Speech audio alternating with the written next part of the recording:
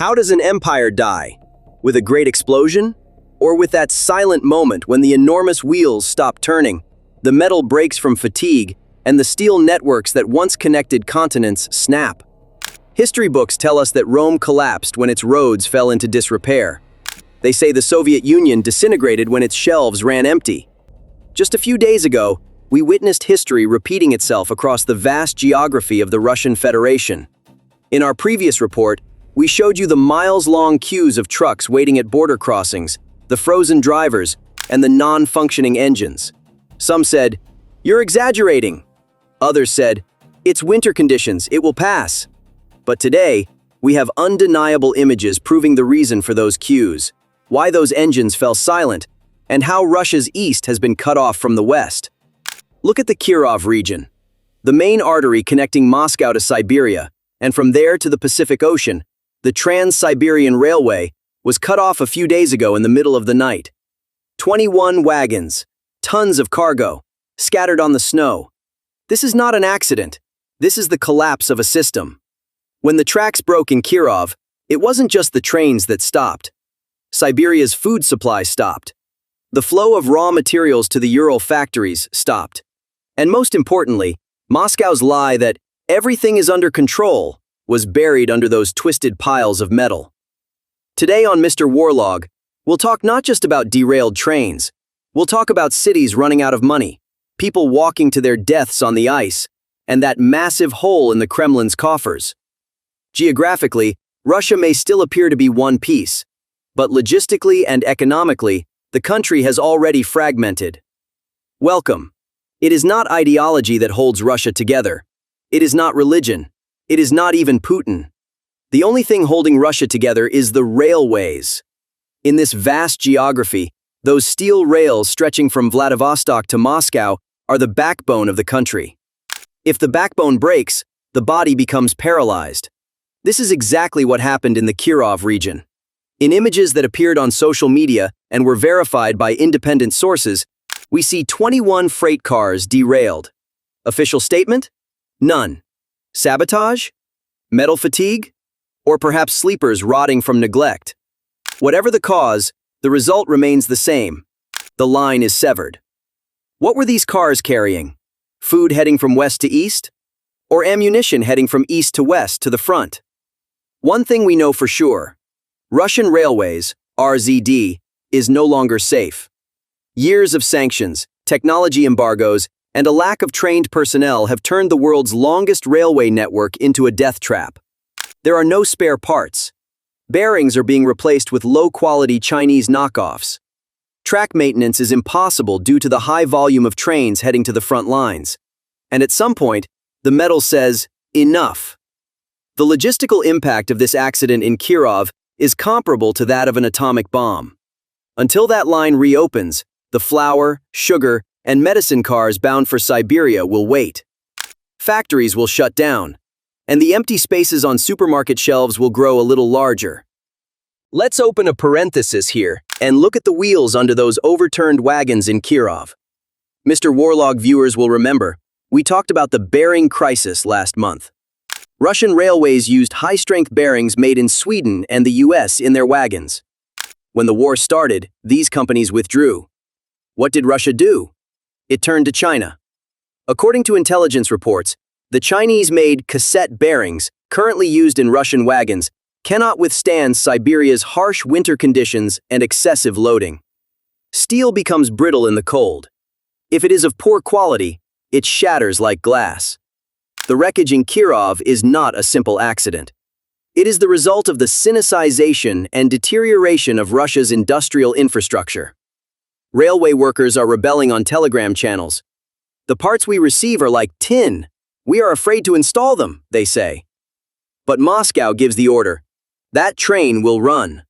The result? It doesn't run. It derails.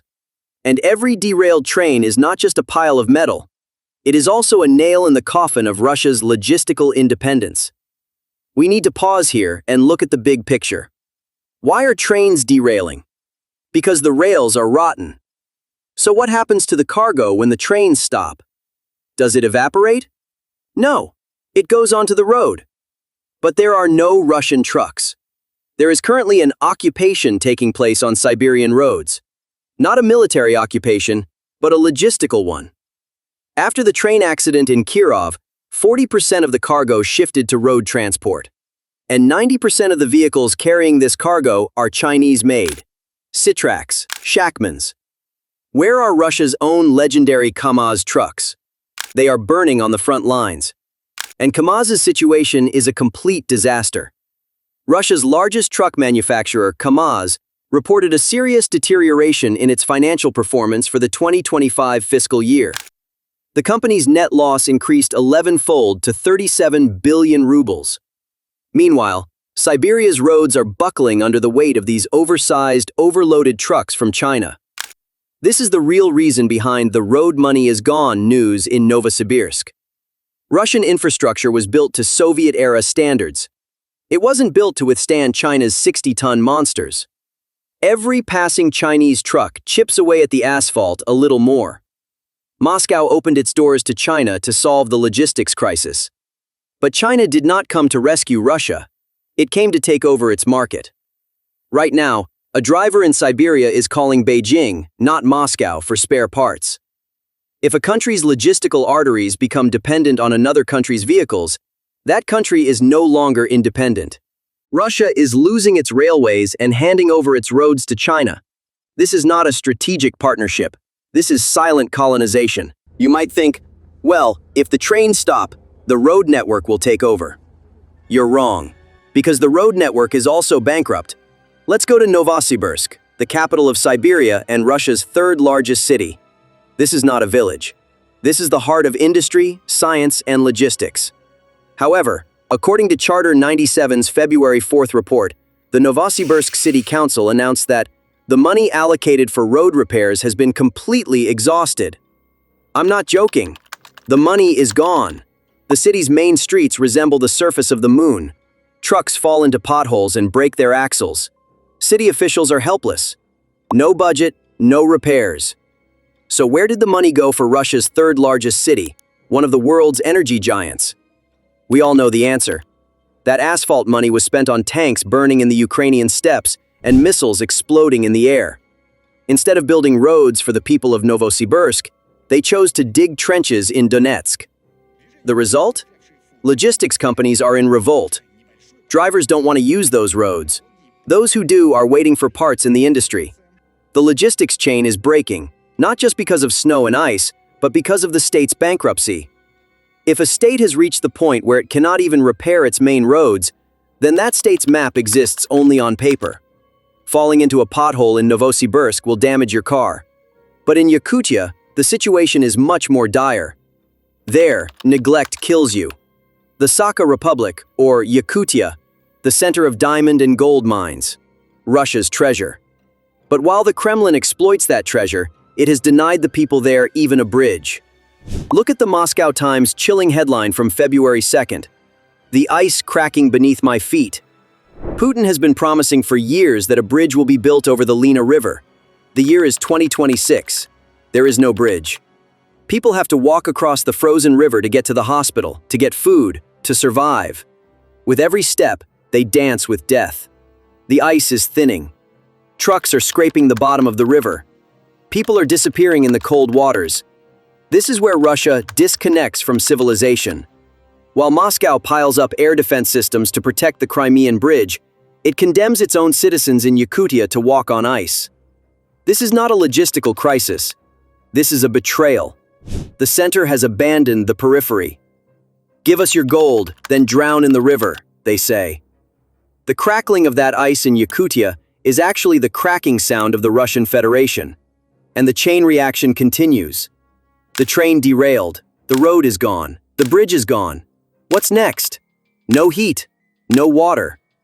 Breaking news from the Irkutsk region. A state of emergency has been declared in the region due to insufficient water and heat. In the heart of Siberia, at -30 degrees, hundreds of thousands of people with no heaters working and no water coming out of their taps. Why? Because the boiler rooms are broken and there are no parts to repair them. Because the pipes burst and there is no budget to replace them. Because the trains carrying coal are not coming. This is the situation in which an energy superpower finds itself. They said Europe would freeze, but they themselves are freezing. The state of emergency declared in Irkutsk is actually the official name for the situation throughout Russia. The state has lost its most basic function, keeping its citizens warm. For a pensioner who freezes to death in an apartment, does it matter which village in Ukraine has been captured? What happens when logistics stop? Do only factories stop? No. Kitchens stop. Because of those trains that overturned in Kirov and those trucks that fell into a pit in Novosibirsk, a silent fire started on Russia's market shelves. The Moscow Times February 5th report names this fire. As daily prices climb, Russians feel the pain. As logistics costs rise, they are reflected on the label. In Siberia, a carton of eggs is now a luxury item. Chicken meat is worth its weight in gold. Why? Because the refrigerated trucks that transport that chicken can't find fuel, can't find spare parts, or are stuck on frozen rivers. There may still be products in Moscow's markets, but east of the Ural Mountains, food security is sounding the alarm. According to the report, people are now forced to buy products that are lower in weight and quality at double the price. They call this shrinkflation. But the Russian people call it the taste of war. When salaries remain stagnant and the price of cheese changes every week, stability in that country is over. Putin may say on television that our economy is growing, but at the checkout counter of a supermarket in Siberia, the reality slaps the propaganda in the face. Behind all this logistical and humanitarian disaster lies one simple truth: the money has run out. For years, the Kremlin has spun the fairy tale that sanctions are making us stronger. But the numbers don't lie. According to a February 6th report by the Moscow Times, Russia's budget deficit reached nearly 2 trillion rubles in just 1 month. This is a terrifying figure. It is an unsustainable hole. Why? Because, according to data released today, February 7th, by Charter 97, Russia has lost half of its oil and natural gas revenues. Revenue has halved, while war costs have tripled. Math doesn't forgive. So what is Putin doing? He is doing what economists call suicide, forcing the central bank to print money out of thin air. The printing presses are running, rubles are being printed, but those pieces of paper have no value. Even Kremlin-friendly economists admitted in their February 2nd statement that the banking crisis has begun. Banks are not lending. Companies cannot borrow. That's why there is no money for road repairs. That's why there is no money to replace train tracks. Because as soon as that money leaves the printing press, it becomes food for the inflation monster. If the state goes bankrupt, the people go bankrupt too. News from Siberia confirms that public sector workers' salaries are late. Teachers, doctors, municipal workers, they look at their accounts on payday and see zero. Personal bankruptcies are at record levels. People cannot pay their credit card debts. The cost of daily living is climbing every day. And the most painful part of this story, the state's bankruptcy brings about the individual's bankruptcy. Charter 97's data from January 31st proves how Russian society has fallen into a debt spiral. Personal bankruptcies in Russia at record levels. The figures are terrifying. Hundreds of thousands of Russian citizens are going to court saying, "I can't pay my debts, I'm bankrupt." Why? Because salaries aren't being paid. Public employees in Siberia haven't been paid for months. But the banks don't stop. Credit card interest keeps accruing. What do people do? They turn to usurious loans called microcredit. A people mortgaging their future just to buy bread, to pay their bills. This is the scenario the Kremlin feared. As Charter 97 says, what the Kremlin feared has come to pass. The social contract has been torn up. The state says to its citizens, "Give me your taxes, and I'll give you roads, water, electricity." In Russia, the state says, "Give me your son to die on the front lines. Give me your taxes to protect my palace." In return, you get no roads, no water, no salary. This equation is unsustainable. Personal bankruptcies are the fuse for social explosion.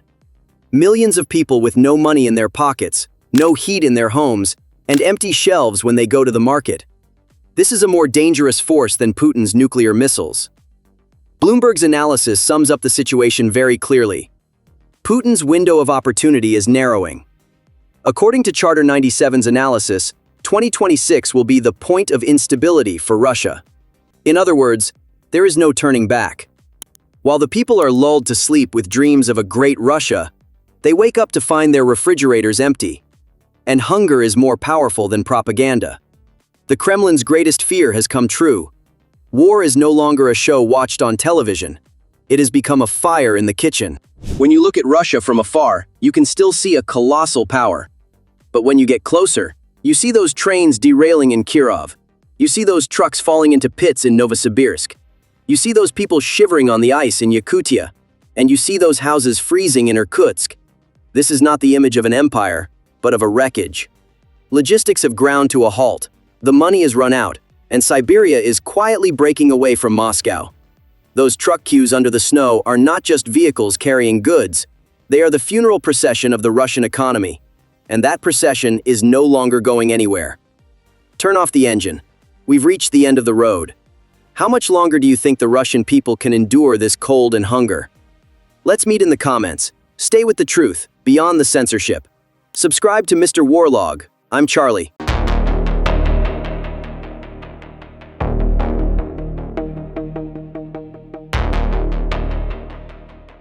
The true force that keeps a country alive is the logistics flowing through its veins. When that flow stops, even the greatest empires suffocate.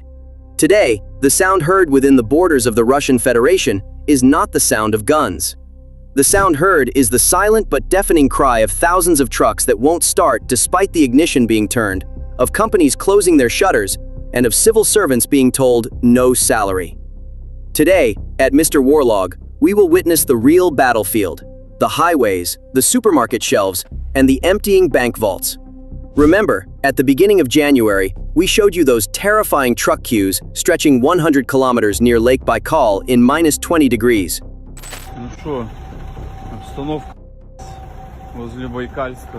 At the time, state television said it was just exceptional winter conditions.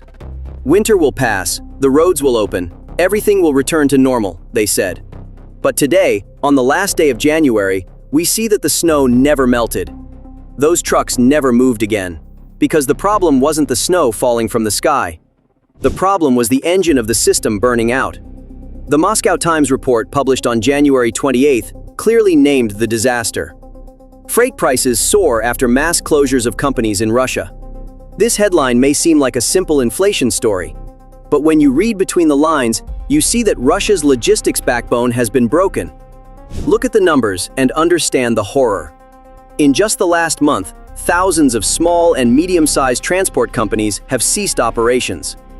Why did these companies close?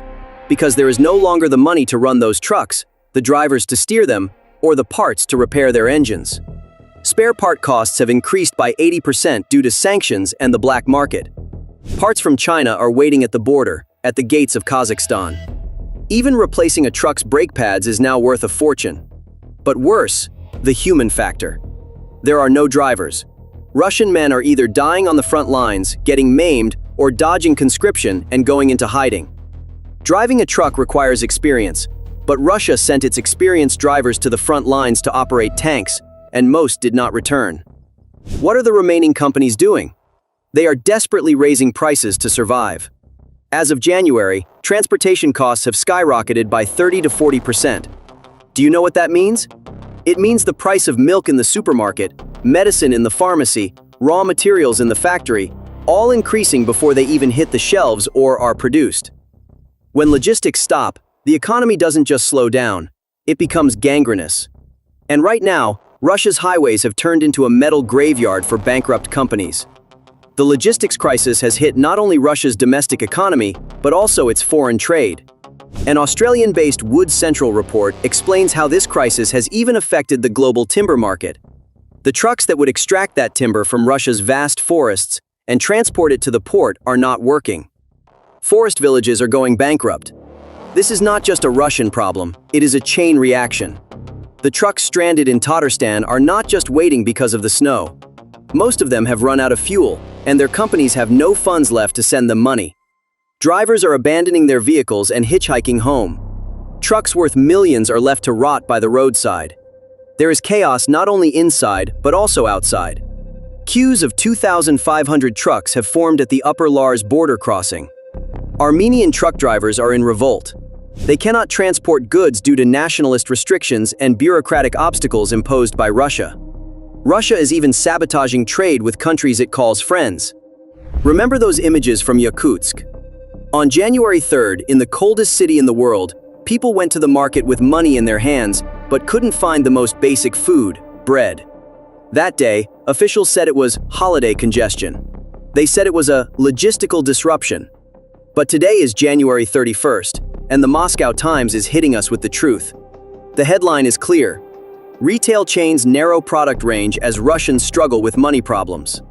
This is diplomatic, polite language. The street name for this is, you've become poor, and we can't find goods to sell you. You have to eat the rotten goods we have left. Where there used to be 10 types of cheese and 5 types of pasta on the shelves, now there is only one brand, state approved, of unknown contents, the cheapest and lowest quality.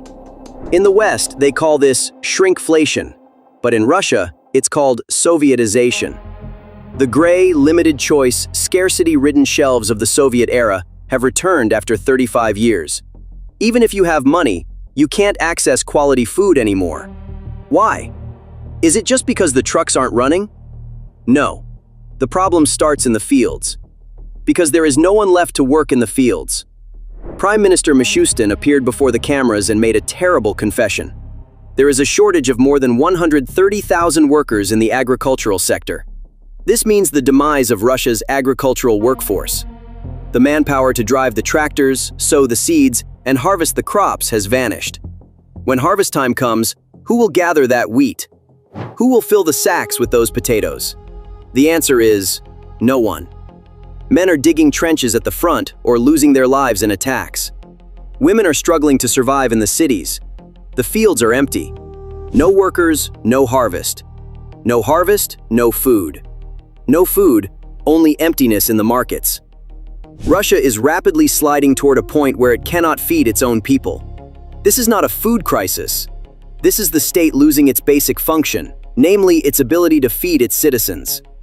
However, the difficulties for the Russian people do not end here. Living in one of the world's largest energy giants and not being able to find gasoline for your car, this is the greatest irony and the greatest tragedy of Putin's Russia.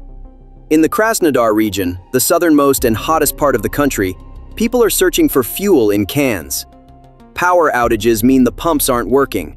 There's no diesel to run the generators. Between January 26th and 30, wholesale gasoline prices suddenly skyrocketed on the Russian stock market. In other words, the Kremlin is trying to sell every drop of fuel it has abroad to earn foreign currency, to finance the war and pay for the missiles it fires at Ukraine. Their own citizens, their own truck drivers are stranded on the road. They don't care. Sell first, get the money, invest in missiles. The people? Just look at these images. Residents of the Filatov Lug housing complex cleaned the area themselves until late at night and rented a tractor at their own expense to clear the snow. Residents complained that the site management company did not clear the courtyards during the snowfall. When Russians aren't clearing snow, they're waiting in line for the subway for hours. In Kazan, bus number 31 got stuck in a snowdrift on Zorge Street. Passengers found themselves knee-deep in snow as they got off the bus. Here, too, we see the inadequacy of municipal services. We witness the tragicomic side of the situation in this video. The images are from the capital, Moscow. A group of officials are busy taking photos instead of clearing the snow. I guess photos are more important than service. This situation creates a deadly, vicious cycle that fuels the logistics crisis. Truck drivers are already on the verge of bankruptcy. When gas prices rise, it becomes unprofitable to turn on the ignition. The driver doesn't hit the road. Goods aren't transported. Shelves remain empty. And the refineries? Those facilities targeted by Ukrainian drones can't operate at full capacity. Maintenance can't be done because Western technology is banned. Russia's energy infrastructure is faltering, like an old, neglected, and tired heart. But there is news even more frightening than trucks stopping and shelves emptying. This news could be the death knell for the Russian state. One of Russia's largest state banks quietly published a report on January 29th that slipped past the censors. The report's conclusion can be summed up in one sentence. The National Wealth Fund will be completely depleted within a year.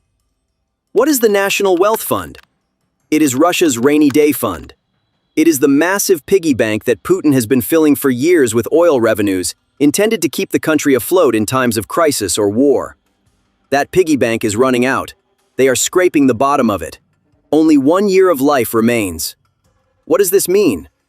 By 2027, Russia will not have a single penny left to pay pensions, civil servant salaries, or cover the costs of war. The state will be left with nothing. The central bank is in a panic. With the decision dated January 30th, they made it even harder for banks to give loans to companies in debt. So they're saying, the money is gone. Turn off the taps. Don't lend to anyone. Logistics companies and agricultural companies, which are already going under, will now be unable to find credit. This will turn the wave of bankruptcies into a tsunami. So, what happens when the money runs out? What will people do? Look at Siberia. You will see the future there. According to news on January 30, public sector workers in 4 regions of Siberia, namely teachers, doctors, and municipal workers, have begun to go unpaid. They said it was a technical glitch. They said it was a system error. But this is called bankruptcy. Moscow cannot send money to the surrounding regions because there is no money. These salary crises are the fuse for social explosion. While the lights are on in Moscow, people in Siberia are left in the cold and without money. This injustice is the real force that will tear the Russian Federation apart. Now, let's look at the most suffering, the loneliest part of this big picture. Kaliningrad, Russia's outpost in the heart of Europe. In our previous report, we told you how those disabled soldiers were crawling to their deaths. That video summed up the mood in Kaliningrad. But today, as of January 31st, 2026, the situation has turned into a tragedy. According to intelligence reports from the Odessa Journal and Meduza, Kaliningrad entered 2026 not with economic decline, but with a complete collapse. This is no longer a city, but a quarantine cell. Trains at the Lithuanian border have stopped. Trucks at the Polish border cannot pass. The city is now dependent solely on ships arriving by sea. But Russia's ships are insufficient. Containers sit idle in ports for weeks. Buying a refrigerator in Kaliningrad costs twice as much as on the mainland. Construction has halted due to a lack of cement. Furniture factories have closed due to a shortage of lumber. Massive factories like Avtotor have turned into ghost facilities. The people are like shipwrecked survivors stranded on an island. Greater Russia is not rescuing them. Greater Russia is holding them hostage in the middle of NATO. Even Kaliningrad's power grid is under threat. As the Baltic states disconnect from the Russian grid, Kaliningrad has become an energy island. At the slightest malfunction, the city will be plunged into darkness. More than 100,000 young, educated people have left the city. Those who remain are the elderly and the poor, paying the price for Putin's imperial ambitions. Kaliningrad is a preview of Russia's future. Isolated, impoverished, logistically cut off, and valued only as a military base, it is a ruin. This is the future Moscow plans for all of Russia. Russia presents itself to the world as a war machine. Shiny missiles, massive tanks, terrifying armies. But when you open the hood of that machine, what you see is not frightening, but pitiful. Rusted gears, broken belts, and an empty fuel tank. The trucks aren't running. Bread isn't coming. There's no gasoline. There are no salaries. And the country's last reserve, the wealth fund, will evaporate within a year. Vladimir Putin sacrificed Russia's functioning to gain a few square kilometers of land in Ukraine. When a country stops, it's not just the economy that collapses. Authority collapses. Trust collapses. The very essence of statehood collapses. 2026 will go down in history as the year Russia's engines stopped. How much longer do you think the Russian people will endure empty refrigerators and unpaid wages? Will hunger overcome fear, or will fear suppress hunger? We will all see the answer together. Stay beyond censorship, in pursuit of the truth. Subscribe to MrWARLOG. I'm shutting down the engine.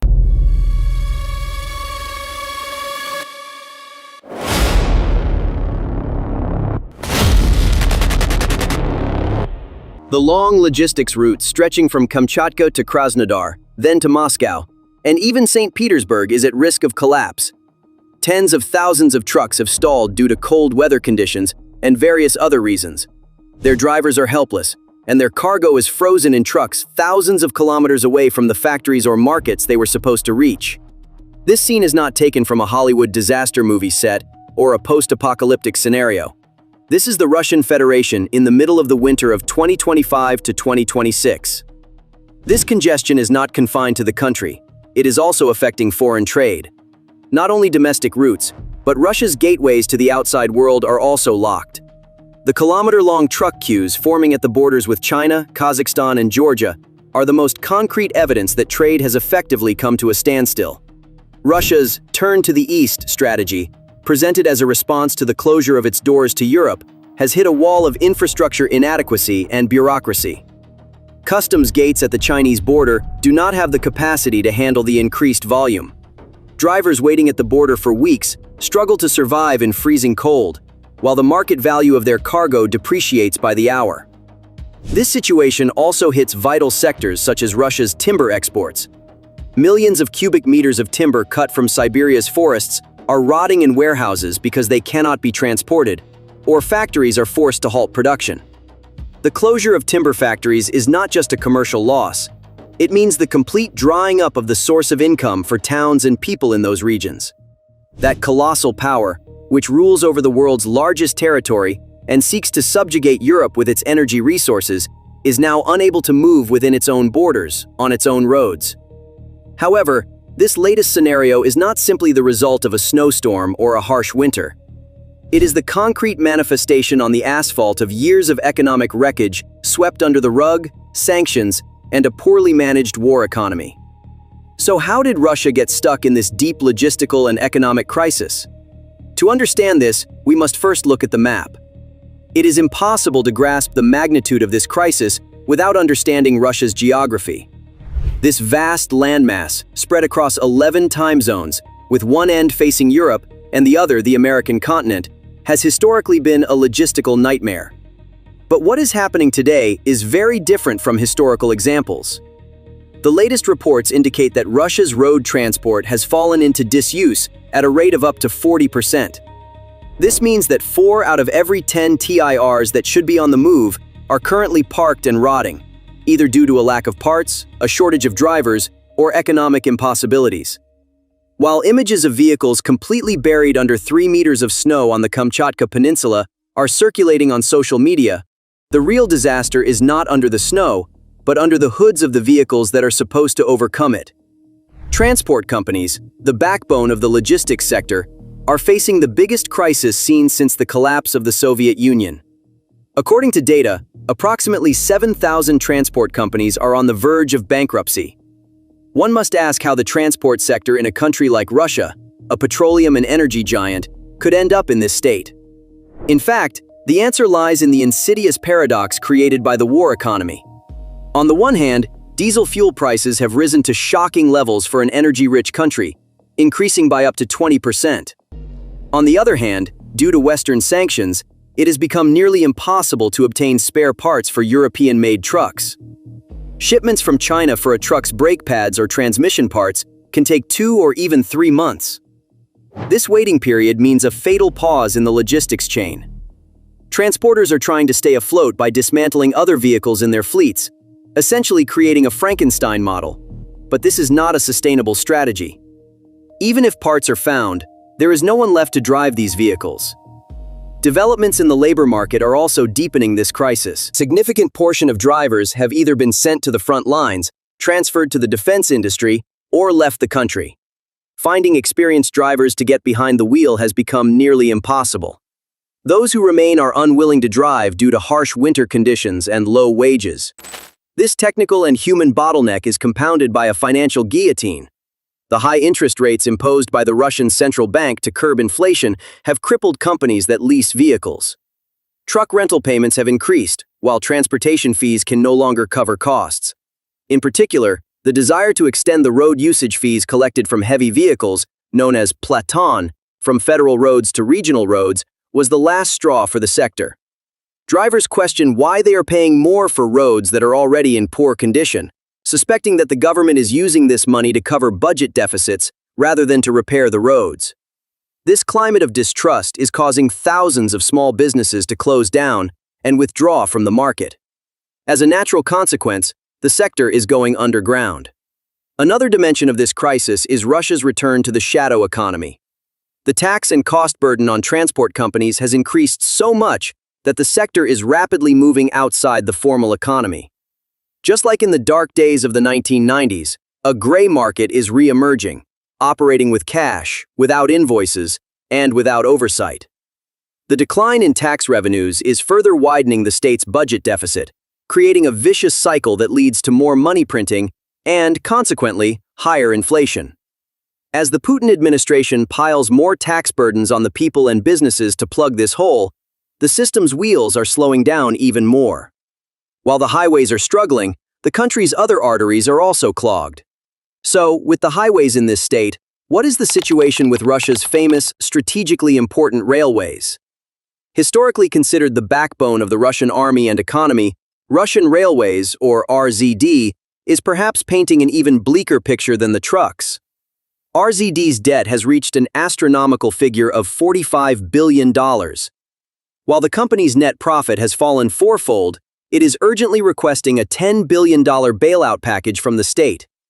Once known as a state within a state, this institution is now trying to secure cash flow by selling its prestigious office towers in Moscow. This collapse of the railways is directly affecting the highways. Cargo that cannot be transported by train is shifting to trucks. However, trucks are already operating at capacity and facing a parts crisis, causing the entire system to grind to a halt.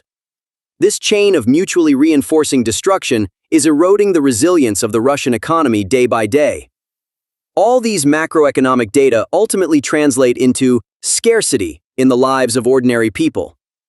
Let's now bring this massive, cold, and metallic logistics crisis down to the kitchen of an ordinary Russian citizen. Because geopolitical analyses remain only on paper unless they touch people's lives. All of these are factors that could lead to the collapse of road logistics in Russia and the impoverishment of citizens' tables. A truck breaking down in Siberia could prevent a family in Moscow from getting butter. Because when that technical term we call logistics collapses, a state's authority can be shaken. This is exactly what is happening in Russia. However, the effects of the economic crisis spread faster than those of the logistics collapse. One of the most striking incidents in Russia in this regard in the past was the decision to place butter packages in locked boxes in supermarkets to prevent theft. Yes, you heard right. In one of the world's largest agricultural countries, supermarkets are treating it like a luxury consumer product. The increase in logistics costs multiplies the price of products from the field to the supermarket shelf. The sudden and unstoppable rise in potato prices is hitting the basic food source of the poorest. A truck sitting idle in Siberia, waiting for spare parts, means empty shelves in a Moscow supermarket or price tags changing every day. This food security problem, which began among the public as the egg crisis, is now spreading to butter and dairy products, and from there to other basic necessities. Regardless of what the official inflation figures say, street inflation is measured by the perceived scarcity. The Russian people are beginning to revert to the Q mentality they remember from the Soviet era. The mantra, "everything is safe and under control," is losing its credibility in the face of empty shelves and soaring prices. However, the problem is not only in the kitchen, but also inside homes, in the radiators. It is not only trucks and railways that are frozen. There is also serious structural freezing in Russia's local administrations. Central networks responsible for city heating systems are being shut down one by one because they cannot get the necessary coal and fuel support on time due to logistical bottlenecks. Media analysis data from January 2026 claims that a state of emergency has been declared in 12 different regions of Russia. Ice sheets several centimeters thick, bursting pipes, and thousands of homes without heat. This situation is not just a municipal failure. It is the physical cost of channeling nearly the entire Russian federal budget into defense spending. Regional budgets have been so constrained that funds allocated for winter preparations were spent on bonuses for volunteers sent to the front lines. Now, from the remotest corners of Siberia to the suburbs of Moscow, people are asking the question, Why are we freezing?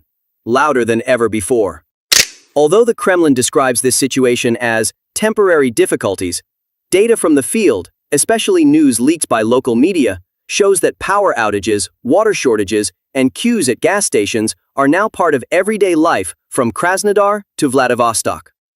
The inability of a state claiming to be a superpower to provide its own citizens with the most basic services, such as electricity and water, due to logistical problems and inadequate infrastructure, is actually a much greater strategic defeat than losses on the battlefield. Because what feeds an army and keeps a state afloat is the logistical and economic depth behind it. At this point, the technical crisis turns into a social crisis. Its geopolitical consequences are evolving into a new dimension that threatens Russia's internal security. History shows us that the Russian people can endure hardship and scarcity for the sake of great ideals. But when the basic functioning of the state stops, and the image of the famous father state crumbles, social upheaval becomes inevitable. Russia is currently facing such a problem. The social contract offered by the state, namely the rule of, I provide you with security and basic needs, and you submit to my political will, is being invalidated by empty shelves and cold radiators. Particularly in regions with high ethnic diversity, such as Dagestan and Bashkortostan, the food shortages caused by logistical disruptions risk becoming a spark that ignites ethnic-based unrest. Every aid convoy that the state fails to deliver to these regions prepares new ground for the strengthening of separatist rhetoric. The impact of this collapse in civilian infrastructure on the front lines is inevitable. So, how does this bottleneck affect the Russian army's operational capabilities in Ukraine? Although the army tries to keep its logistics lines separate from civilian infrastructure, the $45 billion debt and technical decay of civilian railways directly affect military shipments.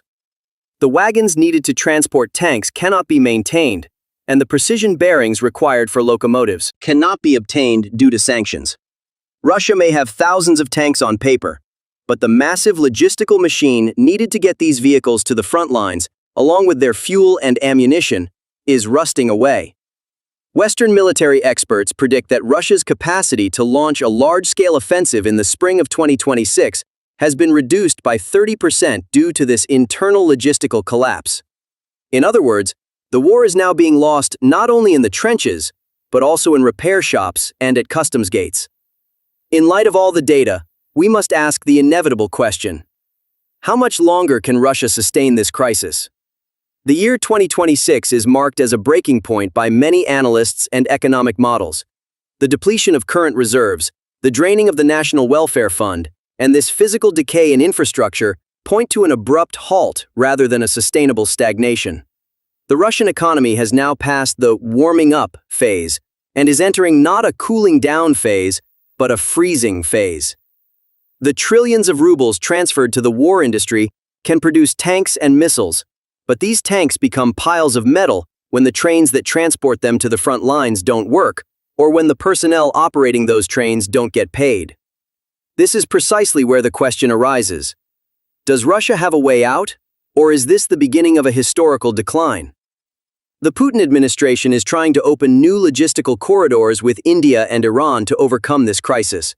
But implementing these projects requires infrastructure investments that will take years, even decades. Yet what Russia needs is not years, but today. The potatoes not boiling in the Russian people's pots, and the radiators not heating their homes, are far more dangerous to the Kremlin than any strategic hill in Ukraine. Because even if the war outside is won, losing the logistical war at home could cause a state to collapse under its own weight. As we enter 2026, the picture before us is clear.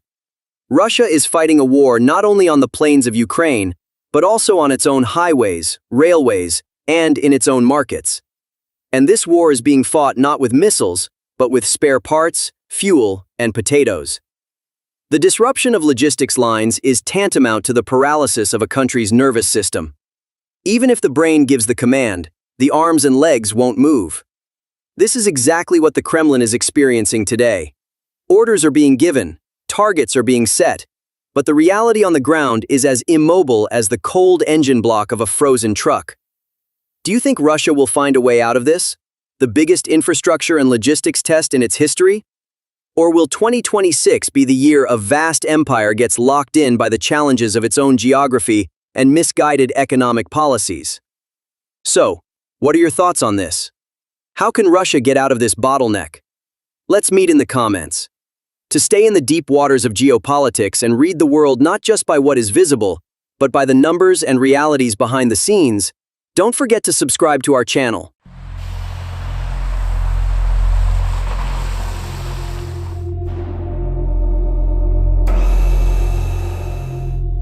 Silence.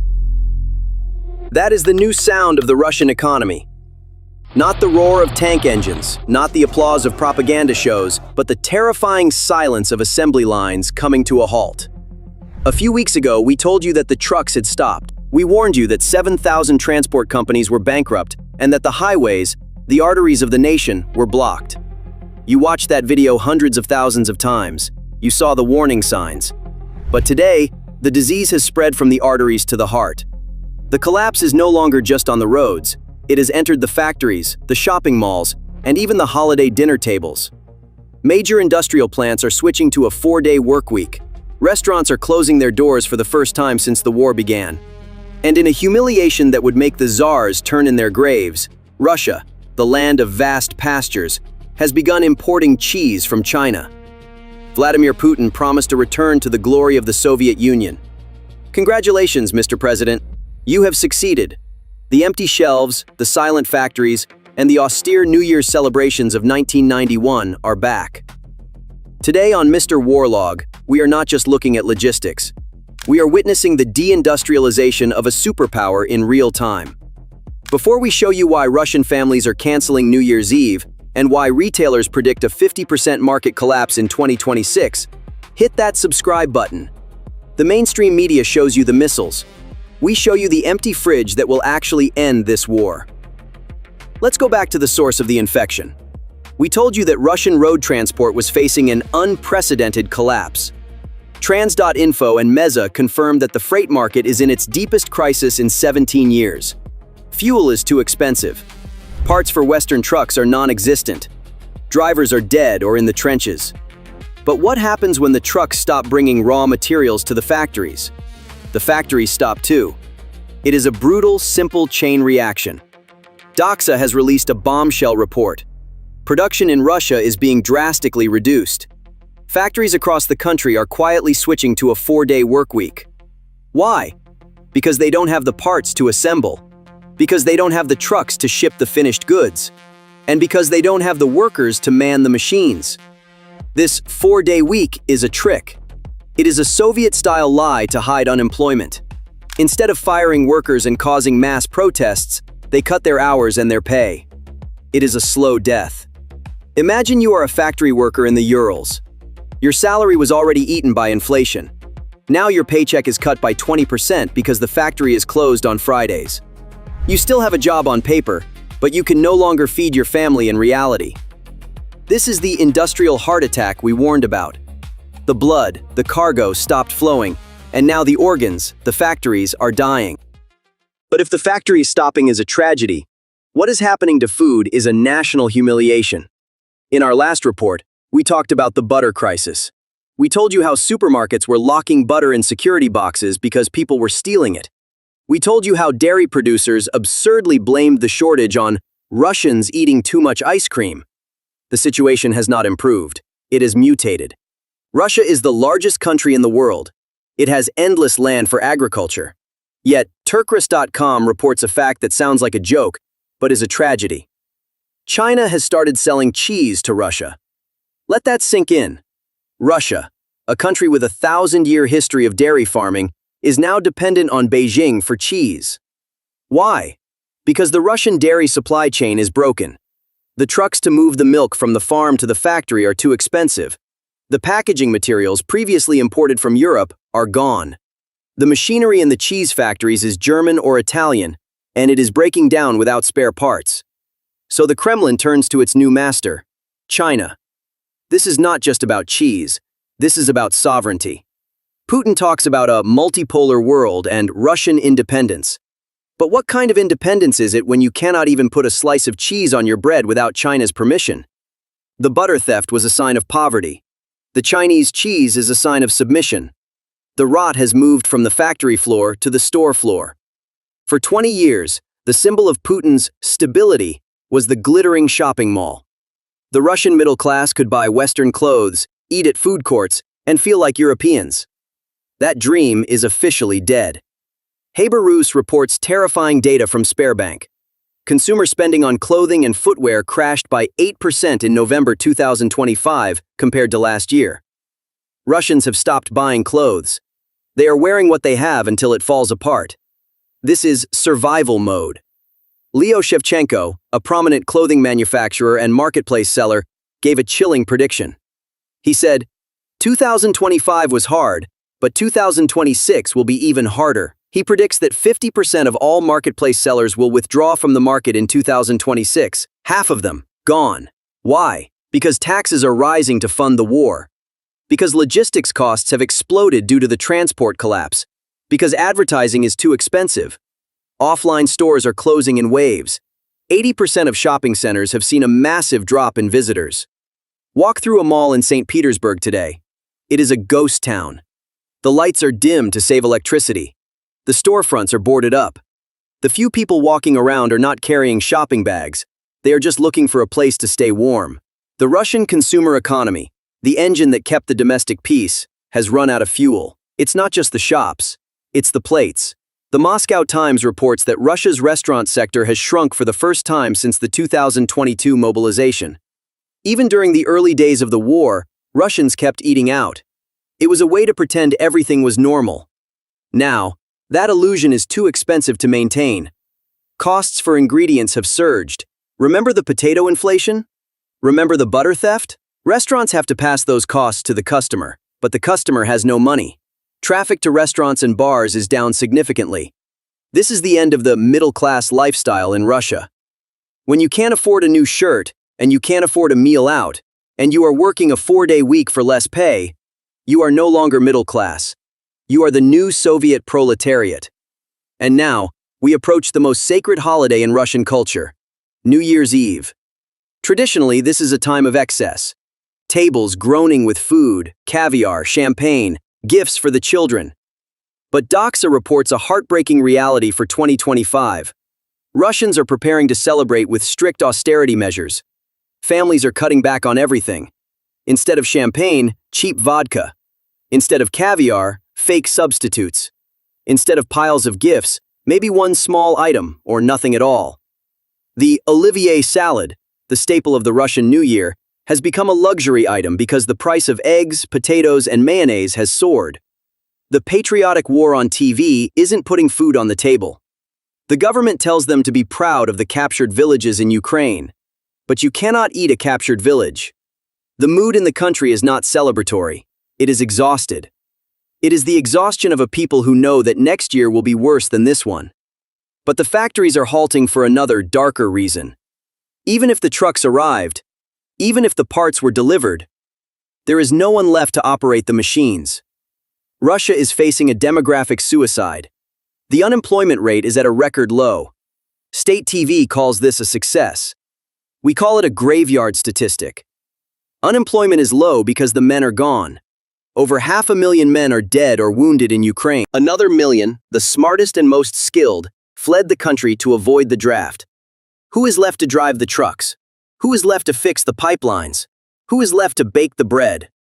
The Doxa report mentions that factories are desperate. They are hiring pensioners, teenagers, and people with no experience. We are seeing grandmothers trying to operate heavy machinery. We are seeing IT specialists being forced to drive forklifts. This is a zombie economy. It looks alive because money is moving, but the body is dead. Without skilled labor, accidents are skyrocketing. Industrial fires are becoming common, not just from drones, but from incompetence and exhaustion. Putin wanted to rebuild an empire, but he forgot that an empire needs people to build it. He has fed Russia's future into the meat grinder of the Donbass. The collapse is not just on the frozen highways, it is terrifyingly real at 30,000 feet. While the trucking industry dies, the aviation industry is playing Russian roulette with passengers' lives. Since the sanctions began, Boeing and Airbus cut off all spare parts and software updates. For 3 years, Russian airlines have survived by cannibalizing their fleets. They strip parts from one plane to keep another flying. But now, they are running out of planes to strip. Recent reports indicate that Russian pilots are being told to ignore minor mechanical failures. Brakes that are worn out? Fly anyway. Sensors that are glitching? Ignore them. Flying in Russia today is a gamble. Why does this matter for the economy? Because Russia spans 11 time zones. You cannot drive everywhere, especially now that the trucks are broken. Businessmen cannot travel to meetings. Engineers cannot fly to fix remote oil wells. The country is becoming disconnected. Vladivostok feels like a different planet from Moscow. The glue that held the Federation together, transportation, is dissolving. When you cannot move goods by road and you cannot move people by air, you do not have a country. You have a collection of isolated, starving islands. And what happens when these isolated islands freeze? Winter 2025 has brought another enemy, the infrastructure collapse. While Putin spends billions on hypersonic missiles to destroy Ukraine's heating grid, his own cities are freezing. Across Russia, from the Moscow suburbs to Siberia, communal heating pipes are bursting. These pipes were laid in the Soviet era. They needed replacing 20 years ago. But the money for repairs was stolen by corruption or diverted to the war chest. Now the metal is fatigued. The pressure is too high. Boom. Entire neighborhoods are left without heat in minus 20-degree weather. We are seeing images of ice coating the inside of apartment walls. We are seeing families sleeping in winter coats, huddled around dangerous electric heaters. This is the ultimate betrayal. The energy superpower that threatened to freeze Europe is now watching its own citizens turn into ice blocks. The government's response? They blame the West. They blame sabotage. But the real saboteur is negligence. The plumbers and welders who could fix these pipes are in the trenches, holding a rifle instead of a wrench. The infrastructure war is, and in this chaos, who is the winner? It is not Ukraine.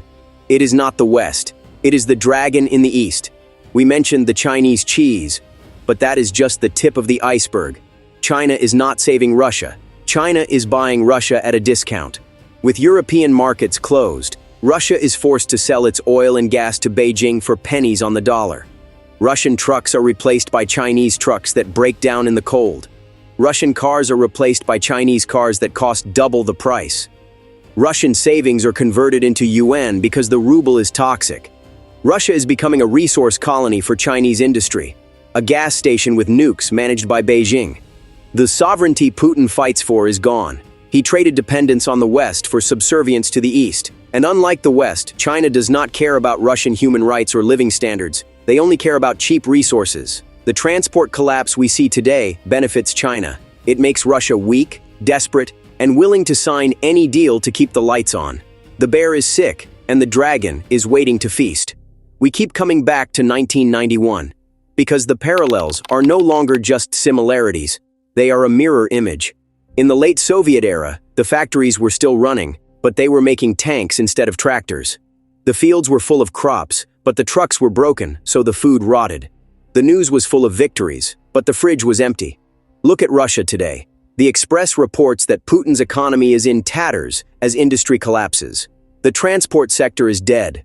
The factories are slowing down. We are dependent on foreign powers, China, for basic food. This is the Sovietization of the market. Centralization, shortages, black markets, theft. When ordinary people resort, the social contract is broken. When the logistics chain snaps, the empire snaps. Putin calls the collapse of the Soviet Union a tragedy, yet he is rebuilding the exact conditions that caused it. He thinks empires die on the battlefield, but history teaches us that empires die in the breadline. They die when the truck doesn't arrive. They die when the factory goes silent. They die when the father looks at his children on New Year's Eve and has nothing to give them. Russia has entered the spiral. The trucks stopped first. Now the factories. Next, the cities. What do you think? Are we watching the final chapter of the Russian Federation? Can an economy survive on Chinese cheese and war propaganda? Tell me in the comments. I read them all. If you want to understand the economic reality that will end this war, subscribe to MrWARLOG. We track the collapse, one empty shelf at a time.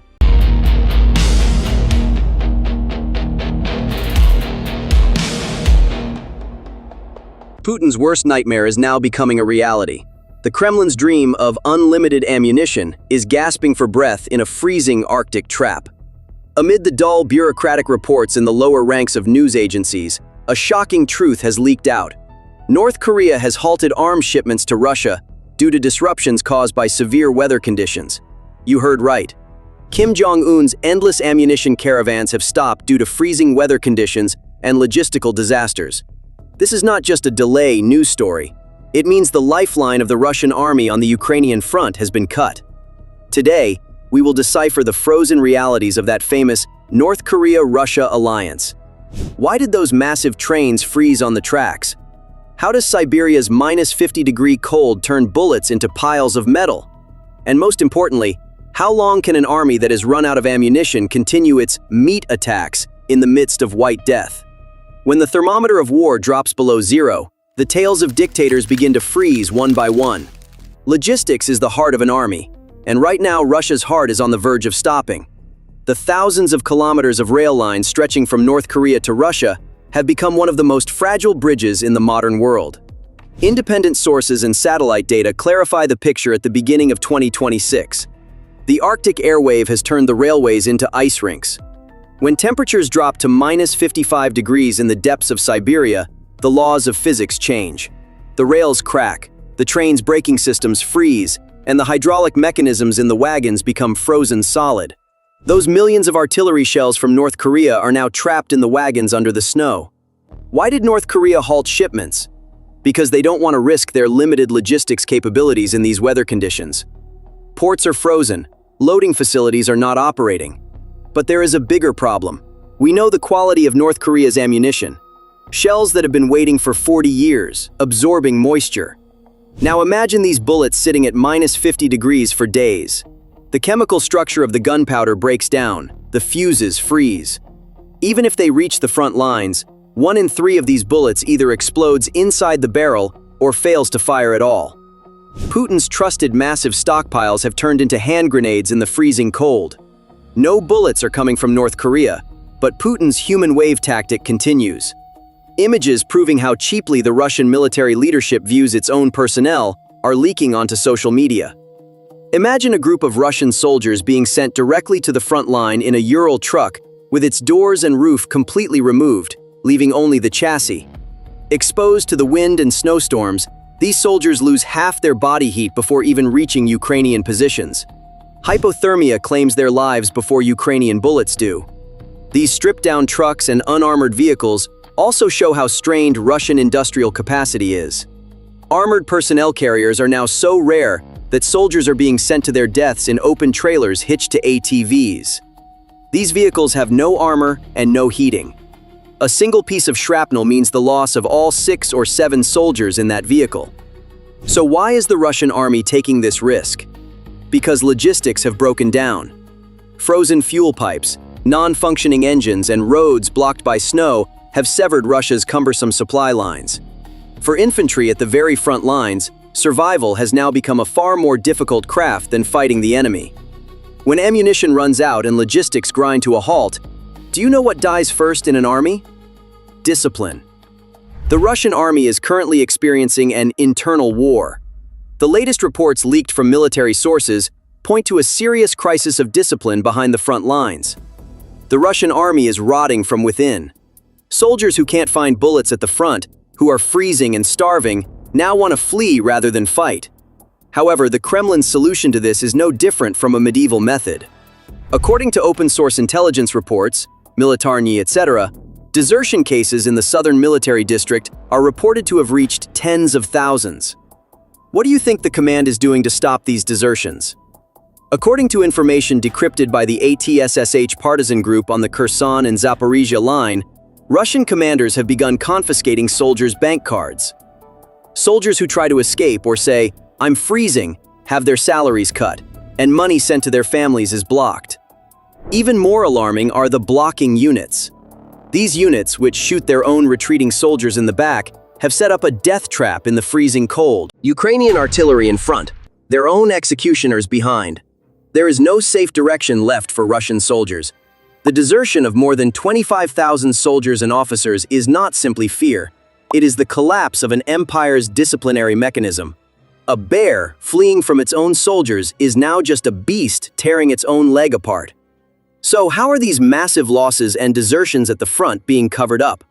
This is where Russia's new military service regulations planned for 2026 actually pave the way for a wave of uninterrupted mobilization. The draft period is over in Russia. Now every day, every hour of the year is a moment of recruitment. But this time, the methods are much more insidious. Don't wait for a paper to be delivered to your door.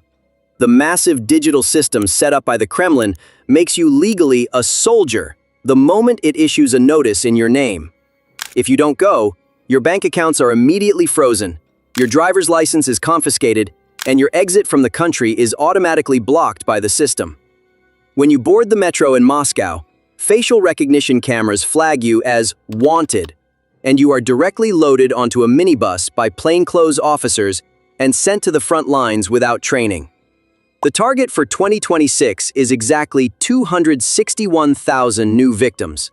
To reach this number, all health standards in the army have been destroyed.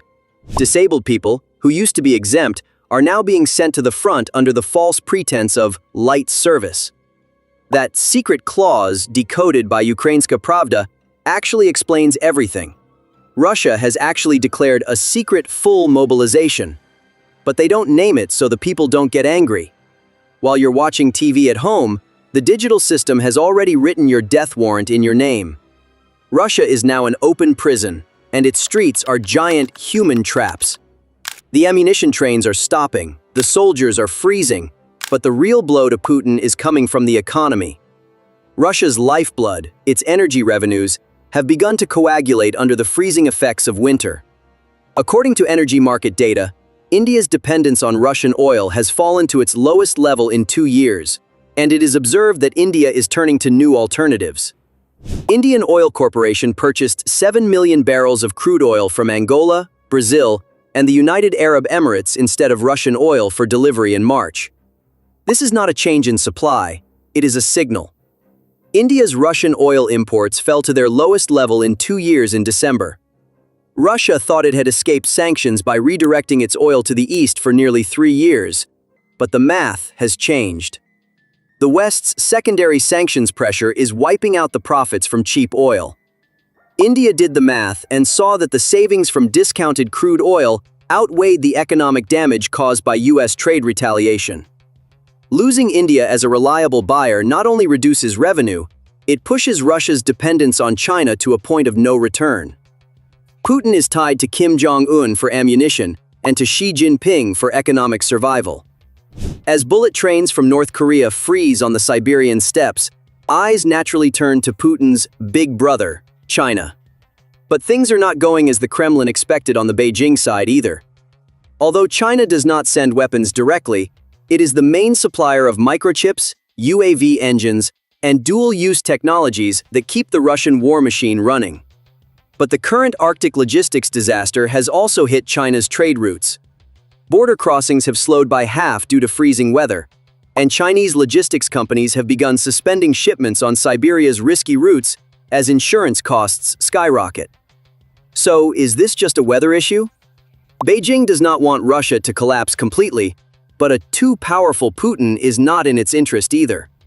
The current logistical chaos is an unparalleled diplomatic trump card for Xi Jinping. When North Korea cut off ammunition supplies, Russia's dependence on China increased even further. The dragon is watching Russia's helplessness and preparing to impose much tougher conditions when spring comes. While trying to break free from the West, Russia is unwittingly turning into a vassal state, becoming China's energy and raw materials depot. Meanwhile, there is another player here that is being overlooked: South Korea. The Seoul administration is well aware that the billions of dollars North Korea earns by selling weapons to Russia are fueling Kim Jong-un's nuclear program. That is why South Korean intelligence, NIS, has mobilized all digital and physical means to paralyze the North's supply lines. Is the collapse of the railways in Siberia and the unexplained technical breakdowns of trains just due to freezing weather? Or is it the biggest cyber logistics sabotage in history? While South Korea is making a massive arms shipment to Europe via Poland, it is closing North Korea's route to Russia.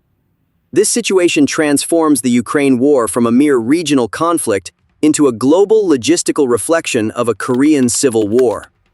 When Kim Jong-un announced that the supply line had been crippled due to a logistical disaster, he was not merely bowing to the weather, he was also executing a tactical retreat against the logistical pressure from South Korea and its allies.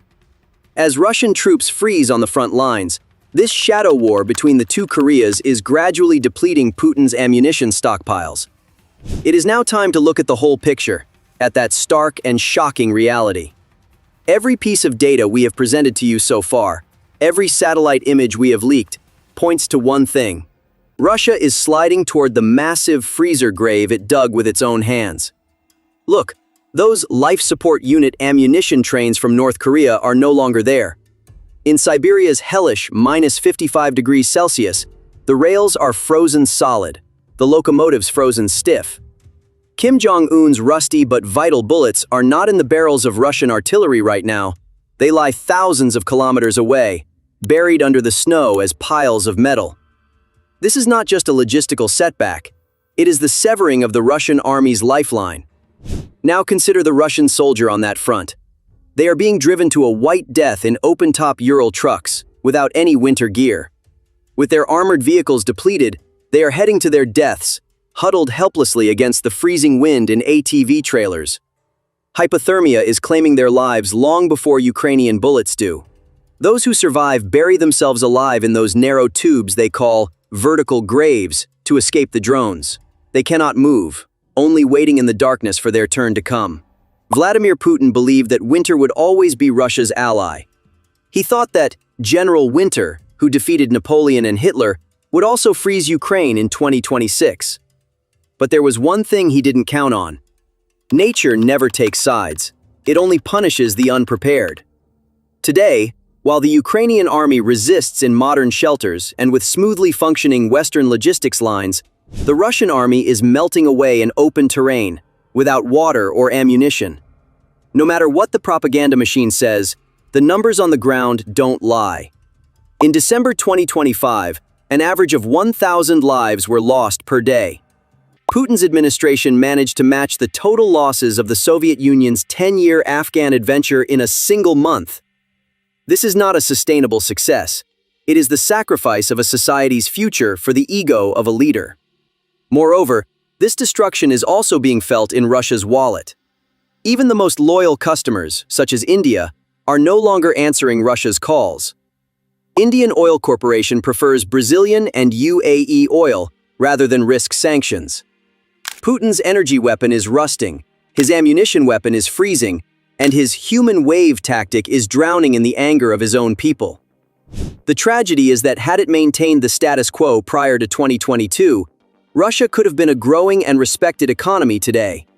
But today, all it has left is deadly ground. Putin may try to justify himself by citing Trump's rhetoric or examples from Alaska, but the reality is this: if he retreats, he will be politically annihilated. If he continues, he will bury his army in a freezing grave. When spring comes and the snow melts, those fields will spew forth not just wheat, but the remains of a generation sacrificed for a leader's ambitions. As MrWARLOG, we will continue to watch this massive collapse behind the headlines, because we know that the truth is colder than even the most freezing winter. So, do you think North Korea cutting off ammunition and India rejecting oil is the beginning of that inevitable end? Let's meet in the comments. If our analysis has shed light on the bigger picture, don't forget to like it and subscribe for more in-depth reports like this.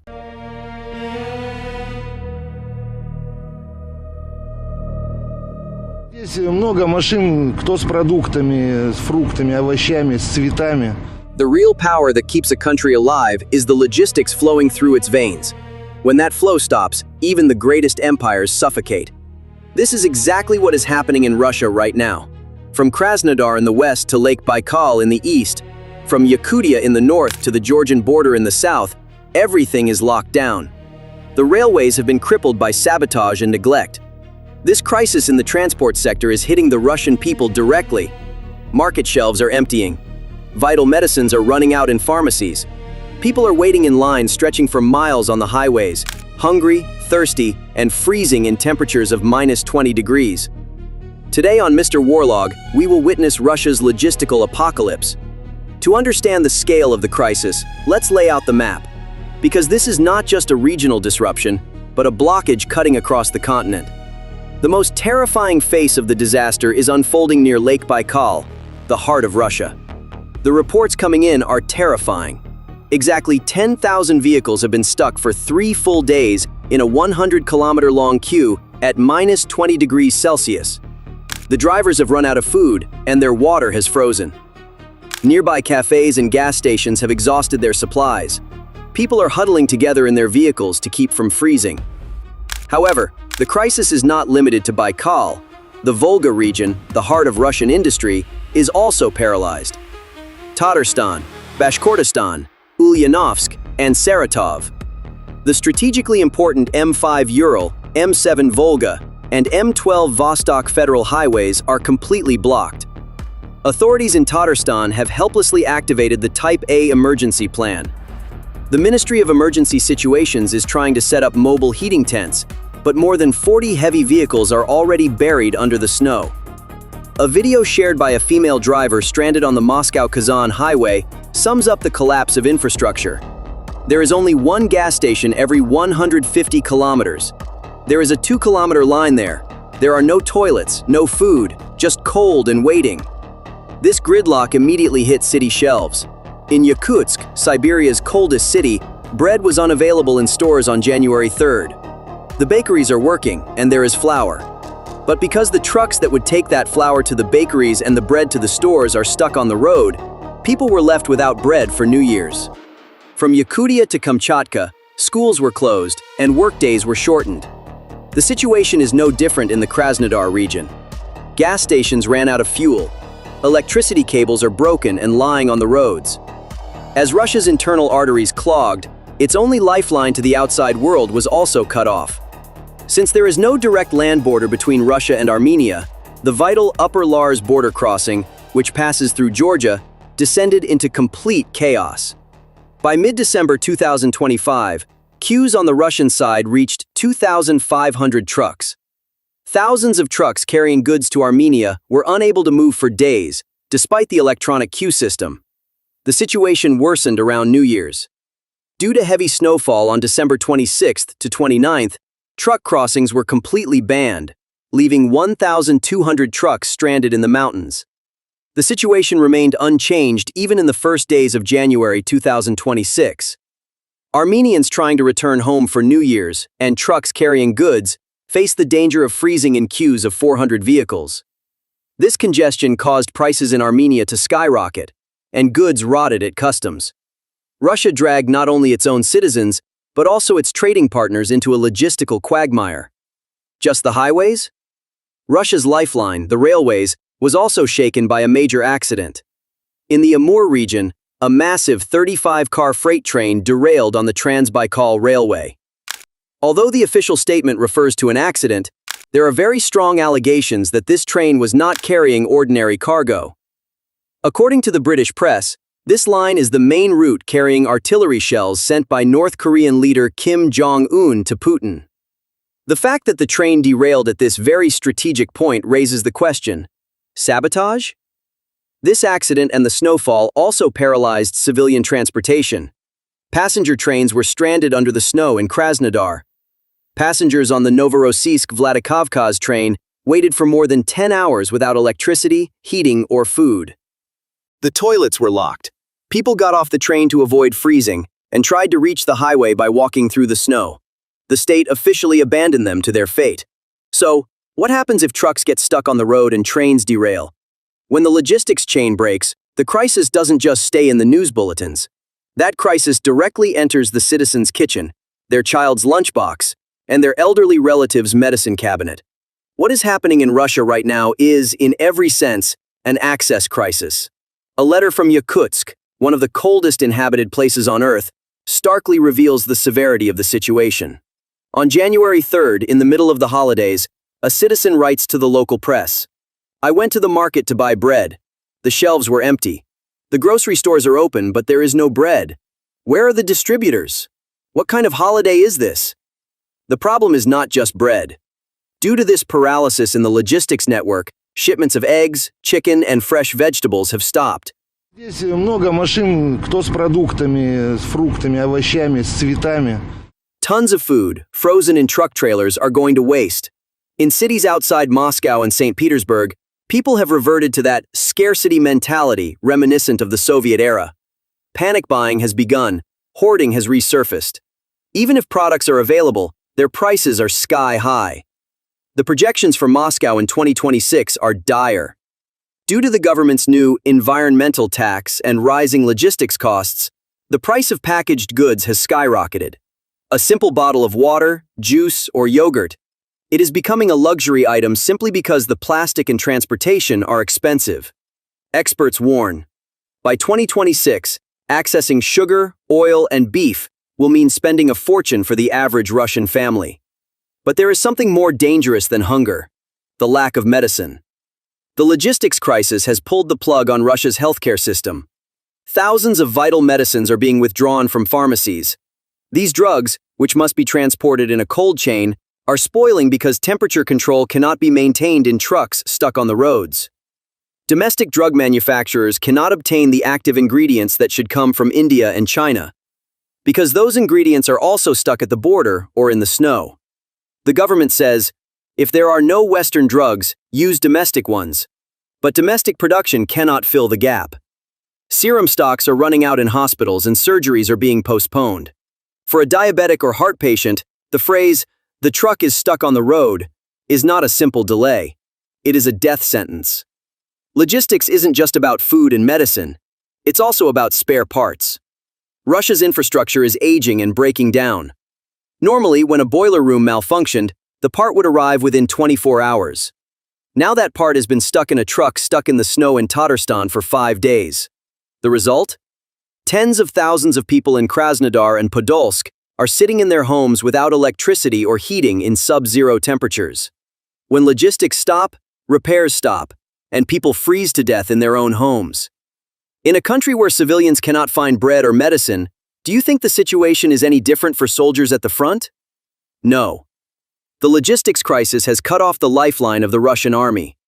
What Putin calls the war machine is actually a massive logistics operation. For a soldier to fight, he needs food, fuel, and most importantly, ammunition every day. However, this gridlock on Russia's internal lines is directly reflected on the front lines as an ammunition shortage. That 35-car train that derailed in the Amur region was not just a pile of metal. According to intelligence reports, that train was carrying North Korean-made 152mm artillery shells, the lifeblood of Russian artillery. The derailment of that train meant that Russian artillery batteries on the Donetsk or Zaporizhia front would be silent for days. As the Ukrainian army advances, Russian soldiers shout, "Send ammunition!" over the radio, but there is no response. Because that ammunition is lying in derailed wagons 6,000 kilometers away, buried in the snow.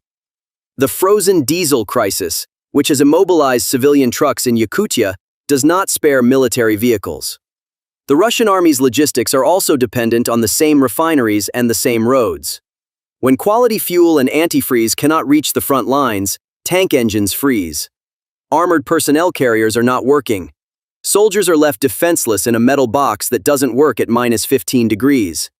When logistics stop, the Russian army's maneuverability drops to zero. If there are no medicines in civilian pharmacies, there are none in field hospitals either. Antibiotics, painkillers, tourniquets, all of these have to come from those blocked roads. Because the logistics chain is broken, a Russian soldier with a simple shrapnel wound gets infected and dies. Because the antibiotics are waiting in the back of a truck stuck in the mud in Tatarstan. The prevailing psychology among soldiers is, if you get wounded, there are no supplies to save you, you're left to your fate. The biggest impact is psychological. When a soldier at the front calls his family at home, he hears, there's no bread, no electricity. He waits for ammunition, but it doesn't come. Food and water are delayed. This situation creates an abandonment syndrome in the army. So why did a whole country end up like this because of a snowfall? Winter is not a surprise season for Russia, is it? The answer is very clear. It's not just the snow. It's a system failure. Russian logistics came to a halt not because of a single reason, but because of four interconnected fatal blows. The first blow is the personnel crisis and wave of bankruptcies. Trucks are the heart of logistics, but there are no people left to drive them. Russia's transport sector is experiencing its deepest crisis in the last 10 years. According to Wood Central reports, approximately 7,000 transport companies are currently on the verge of bankruptcy or being liquidated due to rising costs and a shortage of drivers. Why? Because most Russian drivers have either been drafted to the front lines or have fled the country to avoid conscription. The gap in the sector is so large that even if wages increase, there are no workers to be found. Transportation costs have risen by 50%, and this increase is forcing everyone from lumber mills to food producers to close their doors. The second blow is the expulsion of immigrant drivers. What do you think Russia did when it had no drivers of its own? It expelled the foreign drivers who kept logistics afloat. Moscow's new immigration laws, introduced on security grounds, have crippled the sector. In particular, hundreds of Armenian truck drivers have been deported or blacklisted due to Russia's 90-day stay limit. Drivers protesting in Yerevan are rebelling, saying, "We transport Russia's goods, but they won't let us into the country."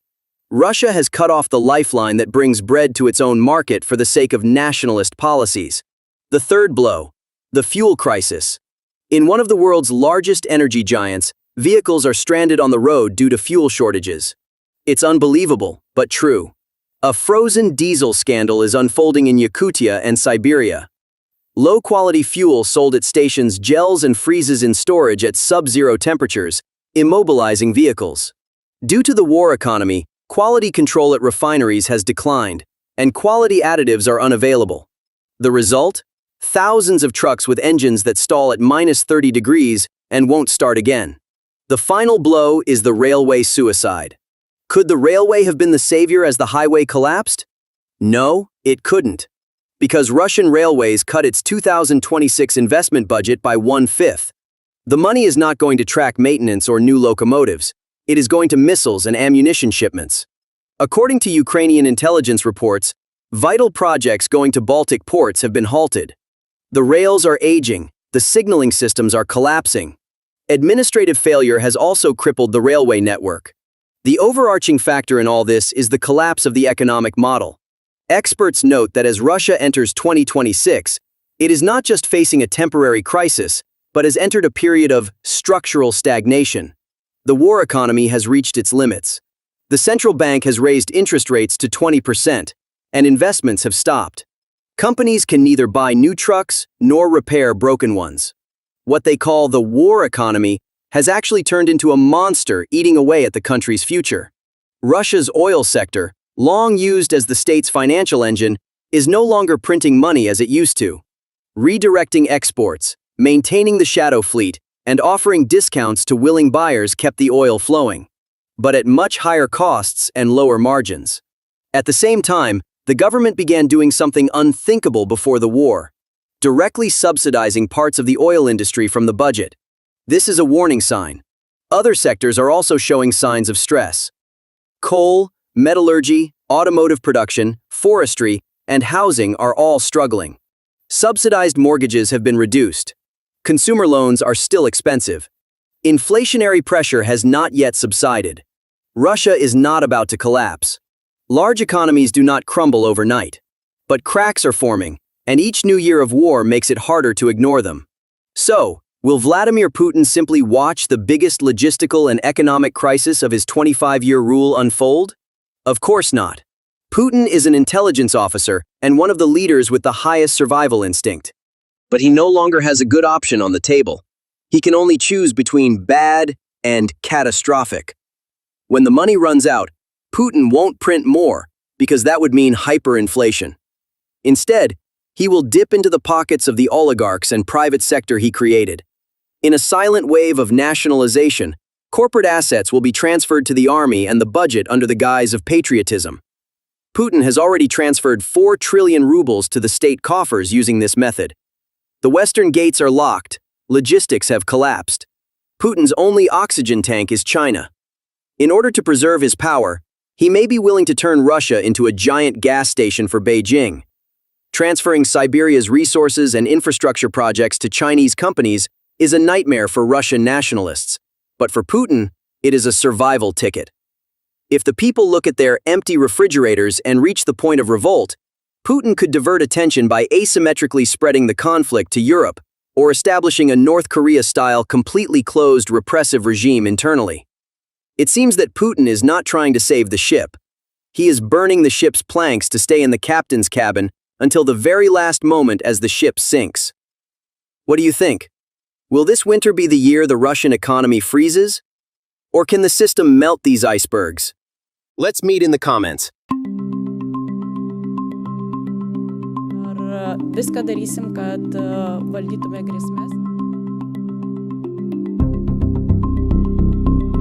This picture of helplessness you see is happening in Kaliningrad, Russia's forward outpost in the heart of Europe.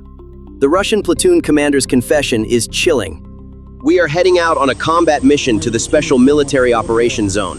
I wish the guys good luck, a safe return home alive and well, and may God grant that everything works out for everyone. Vladimir Putin needs these people to turn the tide of his war in Ukraine. But the painful truth is this. Before being sent to the front, these people had already been left to die in their own cities. The borders exist on paper, but trade, supply, and lifelines have been cut off. When parts stopped coming, factories fell silent. When cut off from Europe, the shelves emptied. Today on MrWARLOG, we will discuss how this region has quietly transformed from being Russia's showcase in Europe into a shrinking enclave. Kaliningrad's tragedy lies in its geography. Poland to the south, Lithuania to the east and north. In other words, NATO's Iron Ring. Until 2022, this geography was a gateway for trade. BMWs and Kias entered Russia from here. Today, however, it is an economic isolation chamber. The epicenter of the crisis is the Kybartai railway crossing on the Lithuanian border. Trains coming from mainland Russia have to pass through Lithuanian territory. But the Vilnius government is imposing a historic embargo, citing EU sanctions as justification. Cement, steel, luxury goods, coal. 50% of the raw materials needed by Kaliningrad's industry are on the sanctioned goods list. Lithuania is not only banning, it is imposing quotas. In other words, it is saying, whatever you passed last year, you can only pass half of that this year. Trains that fill the quota are left at the border. The wagons are held up for weeks. In the south, the situation at the Polish border is even more military. The Grzyszkotki and Bezlety border crossings used to be trading points with lines of trucks. Now, Poland is laying dragon's teeth at this border as part of the Eastern Shield project. Commercial transit has effectively stopped.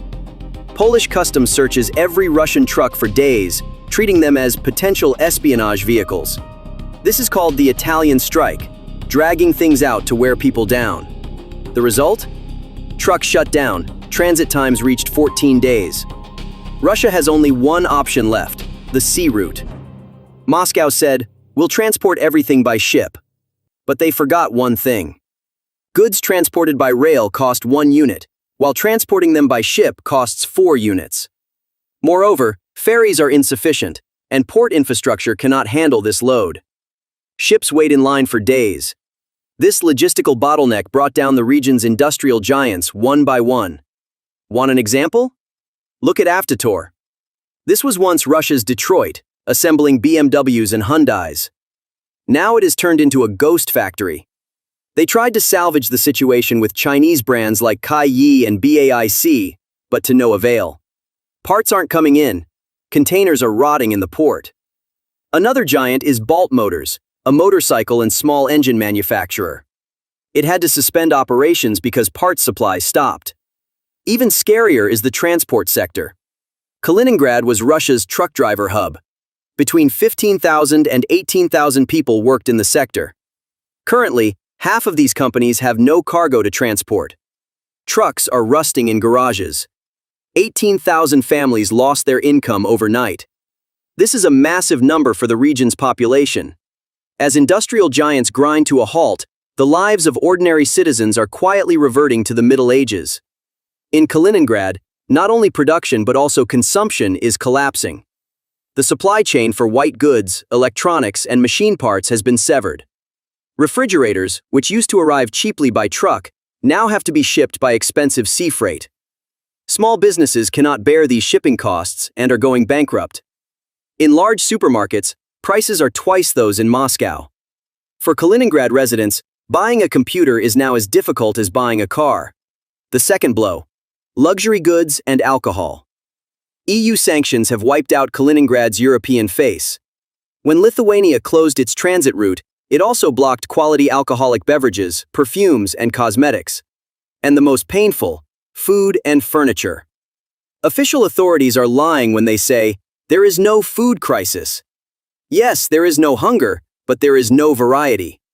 Due to transportation costs, the number of brands on the shelves has decreased, and prices have skyrocketed. The situation is a complete farce when it comes to bulky products like furniture. You have to wait months to buy a sofa set because there is no room for it on the ferry. Priority is given to military supplies. However, the most dangerous consequence of this logistical collapse is happening inside homes. According to official data, unemployment in Kaliningrad has skyrocketed by a terrifying 21.7% since the beginning of the year. 1949 registered unemployed may seem small, but don't be fooled. What makes this crisis truly dangerous is not the number itself, but who it hits. Let's take a closer look at the statistics. Do you know who more than 70% of the unemployed are? Women over 40, urban dwellers who have worked for years in accounting or office jobs. This loyal segment of the population is experiencing the shock of their lives. The average time to find a job has increased to 7 months. Due to their age, their chances of finding work again are almost zero. So what is Moscow doing? We will provide subsidies. We have allocated 5 billion rubles for maritime transport, they say. On paper, it's a lot of money. But in real life, it's an illusion. Foreign intelligence service reports and local sources scream the truth. The people don't feel this money. This 5 billion rubles barely covers the increased costs of ferry operators. The money is disappearing into the black hole of logistics companies and is not reflected as discounts on store shelves. The price of a bag of cement has tripled compared to before the war. The construction sector has come to a standstill because there are no bricks, no cement. Moscow is sending the money, but Kaliningrad continues to be suffocated by inflation. Because the problem isn't money, the problem is physical access, and that access is in NATO's hands. Beyond the economic crisis, an even greater danger looms: darkness. This region has been kept afloat for years by a shared electricity grid called BREL, dating back to the Soviet era. In other words, Kaliningrad's lights were balanced by a Moscow-centered system that passed through Estonia, Latvia, and Lithuania. Now the Baltic countries are severing this link and switching to Europe's ENSO-E network. This is not a technical update, it is a geopolitical amputation. Because with this break, Kaliningrad is condemned to island mode in terms of electricity. In other words, there is no longer a system that balances and shares the load from outside. Every fluctuation, every failure, every moment of excessive consumption carries the risk of turning directly into a blackout. Moscow says, "We are ready, we have our own power plants." On paper, that's true. Natural gas power plants like Pregolskaya have indeed been built. But experts on the ground whisper this: when the system is isolated, the margin for error becomes zero. The smallest technical failure turns into a chain reaction collapse. Because there are no spare parts, no maintenance can be done. Who would invest in a place with no energy security? No one. That's why factories are closing, industry is collapsing. This is where human nature comes into play. Recent sociological surveys reveal the mood of Kaliningrad's population.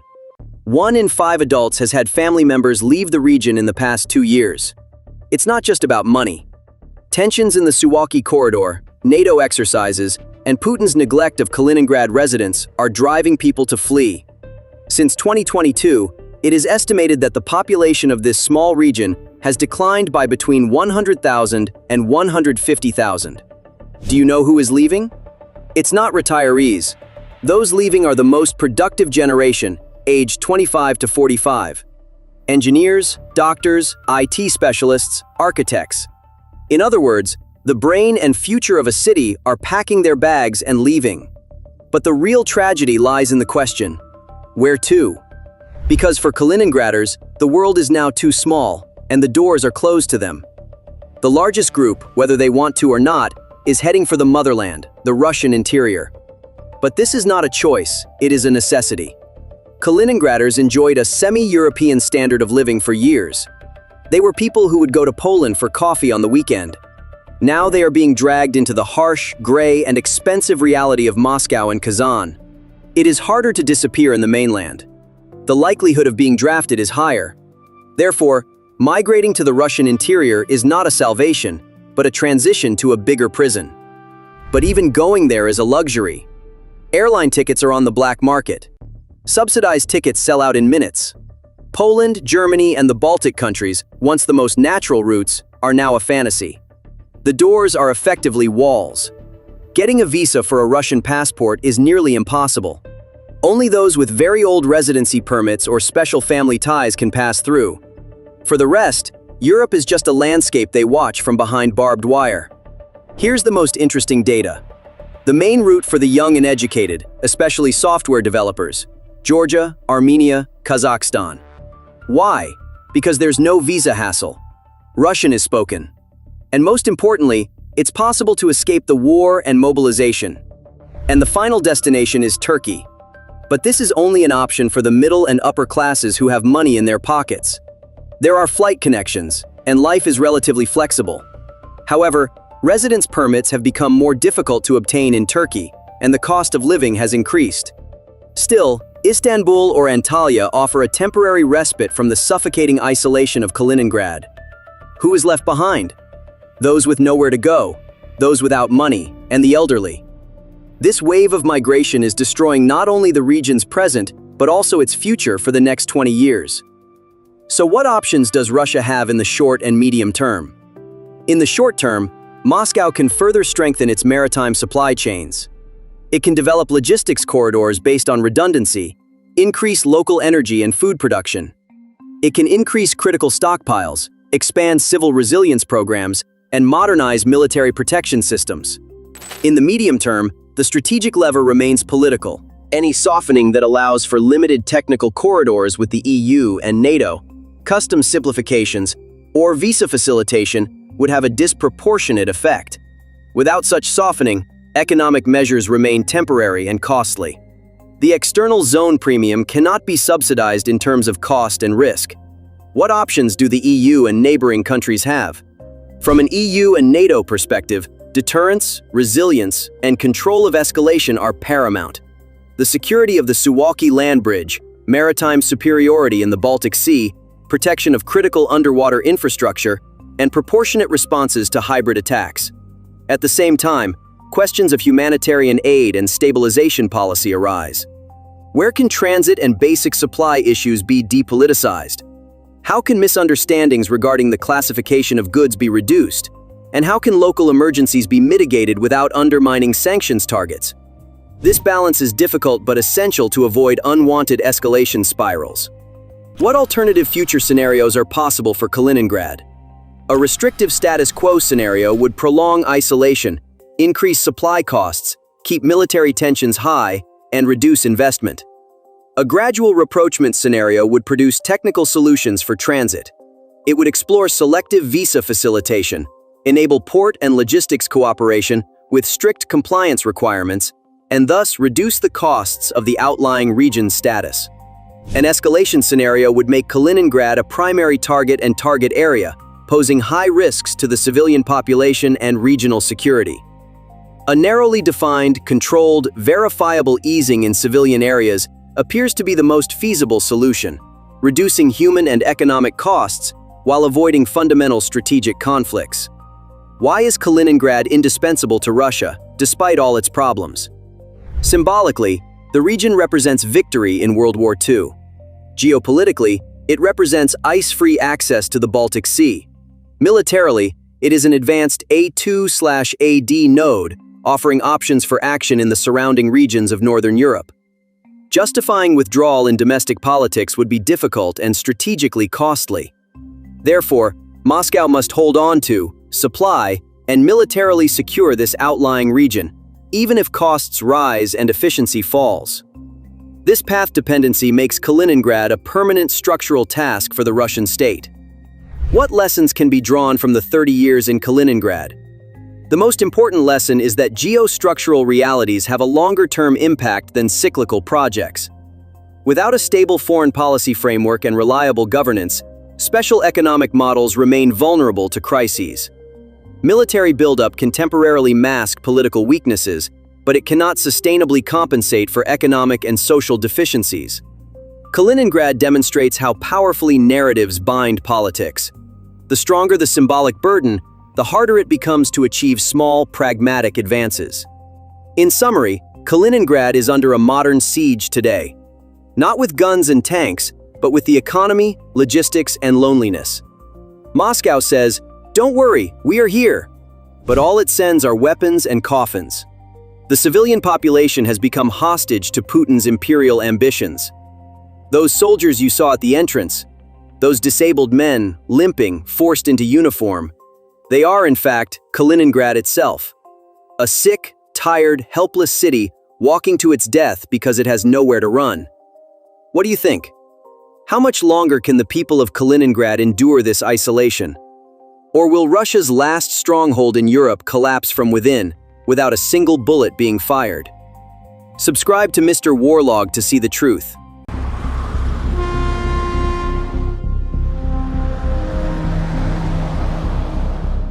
Vladimir Putin's dream of a greater Russia is coming to an end on Russia's highways. Road transport, the backbone of the country's logistics, is experiencing its deepest crisis in 17 years. Due to the fuel crisis, sanctions, and rising costs, nearly 7,000 transport companies are on the brink of bankruptcy. When trucks stop, shelves empty. If shelves empty, Russia stops. Today, we reveal how the collapse of Russian highways is bringing hunger to Russian tables. Welcome back to MrWARLOG. We warned you about the fuel crisis. Now we are seeing the domino effect. Trans.info is reporting a disaster. 7,000 road transport companies are on the brink of bankruptcy. This is not just a business failure, it is a national emergency. In a country spanning 11 time zones, trucks mean life. Trucks bring food to cities and medicine to villages. However, the truck transport sector is struggling under sanctions, fuel shortages, and a 21% interest rate. And the first victim is your dinner table. You need to see the reality hidden behind state television's cooking shows. To understand the magnitude of this crisis, we must first look at geography. Russia spans a vast area of 17 million square kilometers. In this geography, logistics is not a luxury, but a biological necessity. Russia's railway network is extensive, yes, but right now, those railways are reserved for Putin's war. The wagons are busy transporting tanks, ammunition, and soldiers to the front. The cargo trains that used to carry food, medicine, and clothing for civilians have been replaced by war trains.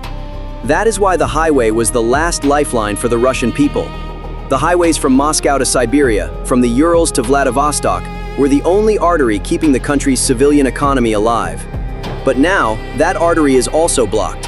Why? Mezha calls this the deepest crisis in 17 years. Mikhail Ustyuzhanin, president of Leader Trans, says fuel, maintenance, and salary costs have increased by 50%. Behind this lies Ukraine's strategic genius. Ukraine targeted Russia's soft underbelly, its oil refineries. Since the beginning of 2025, 21 of Russia's 38 largest refineries have been hit by Ukrainian drones. In particular, the distillation towers of giant facilities such as Syzran, Ryazan, and Nizhny Novgorod were destroyed. The result? Russia's refinery capacity has fallen by 17 to 20%. The country has crude oil, but no facilities to convert it into diesel for trucks. As supply decreased, prices skyrocketed. Diesel prices in Russia have reached astronomical levels compared to before the war. The price per liter jumped from 65 rubles to the 85 to 90 ruble range. On the black market, this figure exceeds 100 rubles. A truck's tank holds an average of 800 to 1,000 liters of fuel. This means that a driver has to pay approximately 70,000 to 85,000 rubles at once to fill up the tank. For transport companies, this is a death sentence. Freight rates have fallen by 33%, while fuel costs have risen by 20%. Companies are losing money every time they turn on the ignition. But the problem isn't just the high cost. It's that even if you have the money, you can't find fuel. The Kremlin has limited diesel sales to civilian trucks to 200 liters per vehicle to ensure the army's tanks have enough fuel. Picture the map of Russia, a geography spread across 11 time zones, where the distance between two cities can be thousands of kilometers. For a heavy vehicle operating at -30 degrees Celsius, which must never turn off its engine, 200 liters means the tank is empty. With that fuel, you'd barely make it from Moscow to St. Petersburg. A driver needs at least 1,500 liters of fuel to get from Novosibirsk to Moscow. What does the 200-liter limit mean? It means the driver has to stop every 500 to 600 kilometers, wait in line for hours, pay bribes, or buy fuel at exorbitant prices on the black market. This turns a 3-day delivery into a 10-day ordeal. Logistics speed decreases, driver costs increase, and vehicles wear out. The fuel crisis was the final nail in the coffin, but other factors also contributed to the grave. Western sanctions hit Russia's truck fleet. Spare parts for durable European trucks like Volvo, Scania, and MAN are unavailable. A fortune is paid on the black market for a brake pad or engine part. Half of the fleets are rotting in garages, waiting for parts. Cannibalism has begun. They are dismantling one truck to run another. Russian hauliers have turned to Chinese trucks like Sitrak and Shackman instead of European trucks. However, the prices of these trucks have doubled compared to before the war. Moreover, they are not very resistant to Russia's harsh winter conditions and break down frequently. The recycling fee for new trucks will rise to 3 million rubles in 2026. This is a complete disaster. Small companies are returning the trucks they rented because they cannot afford the payments. The investment model has collapsed. It is no longer profitable to transport goods. That's why they are stopping transportation. When trucks stop transporting goods, prices begin to rise. Let's talk about butter, the most absurd symbol of this crisis. Newsweek and the Moscow Times report that butter prices have skyrocketed by 30% to 50%. Why? Because the cost of transporting milk has doubled. Because imported palm oil is stuck at the border. The situation is so desperate that supermarkets in St. Petersburg and Moscow are locking butter in security boxes usually reserved for expensive alcohol or caviar. In Moscow, 2 men robbed a supermarket.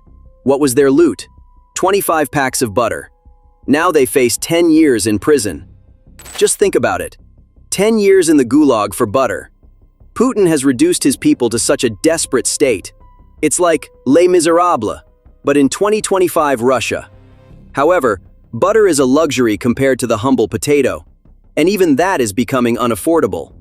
Reuters reports on the rise in potato prices, which is hitting Russia's poorest hardest.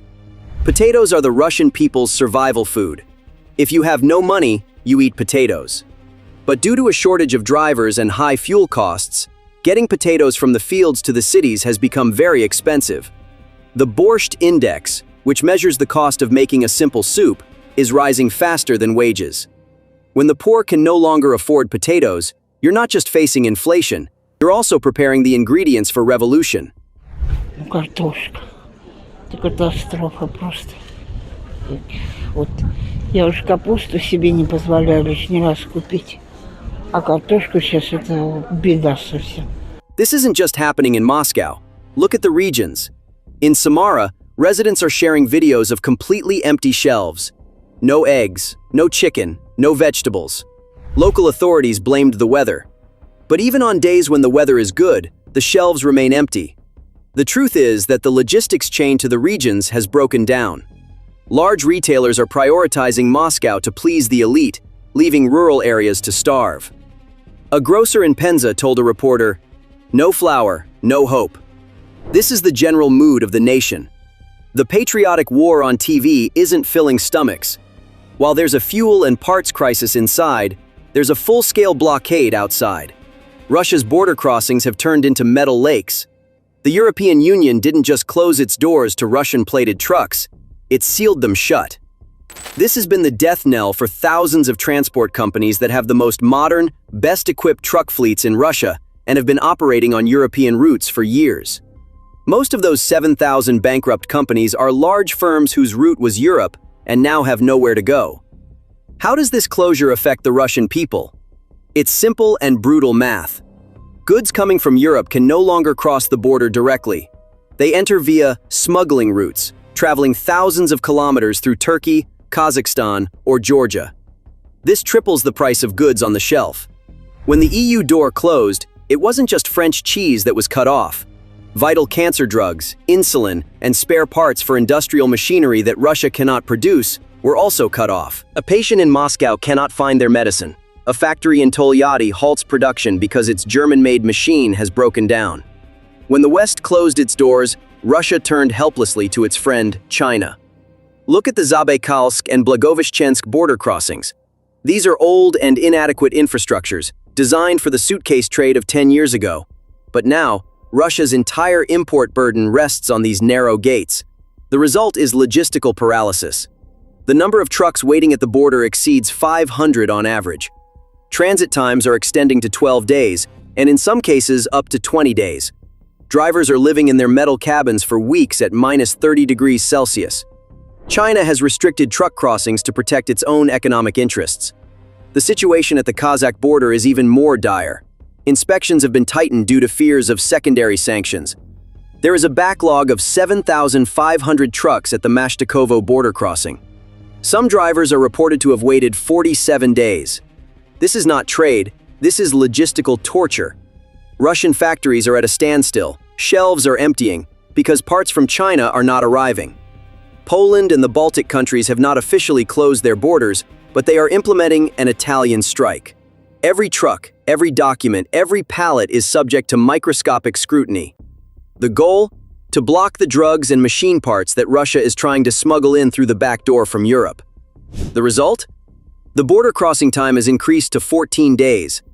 This is not trade, this is logistical torture. How are the authorities responding? In a ridiculous way. Dairy producers blamed the butter shortage on ice cream. They claimed that Russians were eating too much ice cream and consuming all the cream. This is gaslighting on a national scale. They are blaming consumers. They blame the weather. They blame the West. But they never blame the war that is killing drivers, destroying refineries, and driving transport companies into bankruptcy. The breakdown of order is leading to bizarre scenes. Next to TV shared a video of a magician stealing oranges. It looks funny, but it's tragic. If ordinary people resort to petty theft to steal fruit, it means society's edges are fraying. This is the availability crisis turning into an accessibility crisis. The food may be there, but you don't have the money to buy it, so you steal it. Why can't shipping companies hire more drivers? Because the drivers are in the trenches. Mobilization has dried up the labor pool. A truck driver could also be an excellent tank driver or logistics operator for the Army. The Army pays signing bonuses that a bankrupt trucking company cannot offer. So while trucks rust in yards, the men who should be driving them are dying in Avdiivka. This is a demographic suicide pact. The crisis is also wiping out small businesses. With transportation costs rising by 33%, only large retail chains have the power to build their own fleets. Small, independent truckers, the backbone of Russia's middle class, are disappearing. This centralization means less competition and higher prices for everyone. This is the Sovietization of the market. History sometimes repeats itself like rhyming poems. The scene we see today on Russia's highways and in its markets reminds us of a very familiar nightmare: the collapse of the Soviet Union. In 1990, it wasn't just Western democracy or nuclear weapons that brought down the Soviet Empire. What brought it down was distribution paralysis. That year, Soviet fields produced record harvests of potatoes and wheat. However, 40% of that produce rotted in the fields. Why? Because the trucks to transport them to the cities were broken, there was no fuel, and the logistics chain had been severed. Just like back then, Russia's problem today is not production, but transportation. By dedicating the railways entirely to the war machine, to the transport of tanks and ammunition, Putin has condemned the civilian economy to the highways. And now, with the bankruptcy of 7,000 companies, that road artery has also been severed, and Russia is returning to that dark winter of 1991. During the Soviet era, people would board food trains traveling from the countryside to Moscow to find food. Today, from Vladivostok to Samara, people are once again staring at empty shelves. Back then, the shelves were empty because the system was cumbersome. Today, The shelves are empty because the system has collapsed. Putin described the collapse of the Soviet Union as the greatest geopolitical catastrophe of the century. But ironically, he is now repeating the very same logistical mistakes that led to that catastrophe, only on a larger scale. Empires don't die on battlefields. They die in the supermarket lines of starving people. And Russia has already joined that line. What do you think? Will food shortages spark mass protests in Russia? Can Putin survive if the people go hungry? I really want to hear your thoughts. Leave a comment below. If you want to see the reality of the war economy that mainstream media overlooks, hit the like button and subscribe to MrWARLOG. We're tracking them even when the trucks stop. I'm Charlie from the MrWARLOG team.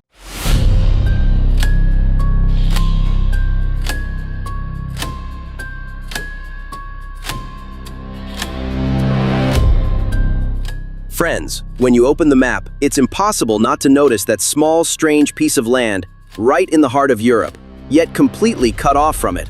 Kaliningrad, or Königsberg as it was once known. For years they told us this place was Russia's dagger thrust into the West. Nuclear missiles, warships, intimidating bases. But take a good look at those red lines on the map now. Because do you know what that intimidating military base has become today? A huge room with the door locked from the outside and the key thrown into the sea. The threat is over, replaced by sheer helplessness. That locking sound is not just an effect. Warsaw and Vilnius have officially locked the door on Russia. Have you heard the news coming out of Warsaw? Believe me, there's a chill in the air in the Kremlin corridors right now. Poland said, "Enough is enough," and closed the critical doors. Meanwhile, things have descended into complete chaos at the Lithuanian border. Thousands of trucks are officially stranded on Belarusian soil. Picture this: miles-long queues, drivers waiting with their engines off under the snow, and a massive logistics fleet unable to move a single step. This isn't that boring customs procedure you hear about in the news, folks. This is like cutting off Russia's lifeline. It's like pulling the plug on the last land connection to Europe. Until now, the sanctions were just on paper, but now they've hit the asphalt and started to hurt. There's a famous saying, "An army marches on its stomach." So I ask you, what happens if the food truck going to that stomach, the spare parts truck going to that tank, gets stuck at the border? Today on MrWARLOG, we're setting official statements aside. We'll talk about how Russia's most strategic stronghold, Kaliningrad, has turned into an open-air prison, and how the goods rotting at the border are leaving the soldiers at the front without equipment and ammunition. Even his allies can't get Putin out of this trap. If you're ready, buckle up. We're entering that iron ring. Let's start our analysis from the epicenter of the crisis, the Polish border. According to the latest information from Visa HQ and local sources, the Warsaw administration has decided to suspend some border crossing points with Russia and Belarus and has issued a travel warning for its citizens. What does this mean? Look at the geography. Kaliningrad is an exclave with no land connection to mainland Russia. It's like an island, but surrounded not by sea, but by NATO countries, Poland and Lithuania. Russia has two options for reaching this region by land, either through Poland or through Lithuania. By closing the gates, Warsaw has completely paralyzed the southern route. This decision does not only prevent tourists or civilians from crossing. The real target is commercial logistics. Dual-use goods, chips and spare parts that can be used for both civilian and military purposes, going from Europe to Russia were being smuggled across these borders. With this decision, Poland has cut off the smuggling highway. Now, not even a bird can fly across that border. Kaliningrad's southern gate is closed tight, as if concrete had been poured over it. This is the first sign of suffocation for the Russian presence in the region. The southern gate is closed, but what about the eastern gate? Lithuania, Russia's biggest headache. According to a report by Charter 97, the head of the Lithuanian Freight Transport Companies Association revealed a shocking truth. Trucks are still blocked in Belarus. The situation is this: trucks picking up cargo from Europe or transporting goods from Russia to Europe fall into a black hole at the Belarusian border. Lithuania, the country enforcing the harshest sanctions, is thoroughly searching every vehicle coming through Belarus or refusing to allow them to pass. On the other side, the Belarusian regime is retaliating by holding European-plated trucks hostage, delaying them, and subjecting them to bureaucratic torture. The result? Thousands of tons of logistics cargo are rotting in the middle of the border. What do you think is in these trucks? Just chocolate or furniture? No. There are spare parts, medical supplies, and industrial equipment vital to Russian industry. The logistics chain is stuck in the Belarusian quagmire. Lithuanian officials are saying it plainly. This is not trade, this is war. And in this war, Russia's transit passage dreams have been dashed. When you add the restrictions on train lines to Kaliningrad, the quotas imposed by Lithuania, the region is being driven into complete isolation. So, who is affected by all these border closures? Approximately 1 million Russian citizens living in Kaliningrad. It no longer feels like part of Russia. It feels like a forgotten island in the middle of the ocean. With the land borders, Poland and Lithuania, effectively closed, there is only one way left to bring goods to Kaliningrad: by sea. Ferries departing from St. Petersburg. But the logistical crisis, as noted by Ukrinform and other sources, is erupting here. Russia does not have enough ferries. The ones it does have are transporting military supplies and cannot meet civilian needs. The governor of Kaliningrad is begging Moscow, "Send us ships!" However, the Baltic Sea is now a NATO lake. With the participation of Finland and Sweden, Russian ships are constantly monitored and under constant pressure. Construction materials are unavailable in the city. There is no cement, no iron. Prices have tripled compared to Moscow. Even a simple medicine or baby formula has become a luxury item. Citizens are suffering, businesses are going bankrupt. Kaliningrad, once the Russian showcase in Europe, is now in a state of misery reminiscent of the Soviet-era shortages. Geographically, the people are in the heart of Europe, but in terms of living standards, they are plunged into the darkness of the 1990s. Now let's look at the bigger picture. Is this just Kaliningrad's problem? No. Ukrinform's detailed report confirms that there is a growing logistics crisis across Russia. You can produce a tank, but you have to import the ball bearing in its engine, the chip in its sight, the rubber in its tracks. The closure of the Polish and Lithuanian borders, the bottleneck in Belarus, all of these are choking the Russian defense industry's supply chain. Everything from the soldier's boots to his canned food on the front line depends on this logistics network. When the network breaks down, the soldier on the front line goes hungry. Tanks wait for spare parts. Logistics experts call this the domino effect. A truck stopped at the Kaliningrad border could mean a Russian artillery battery falling silent on the Donbass front 3 weeks later. Because that truck may be carrying chemicals needed by the factory producing artillery shells. Even though Russia is trying to turn its railways towards China, nothing can replace the technological and industrial inputs coming from Europe. As the war drags on, logistical fatigue becomes deadly, and the Kremlin cannot stop this bleeding. Friends, so far we have discussed how the walls outside were built. Poland closed its borders, Lithuania locked them. So, what was Russia's plan B for that vast empire? For years, the Kremlin told its people this fairy tale. Don't worry, if Europe closes its land borders, we will transport by sea. Our Baltic fleet, our civilian ferries are ready. Kaliningrad will never go hungry. So what is the truth?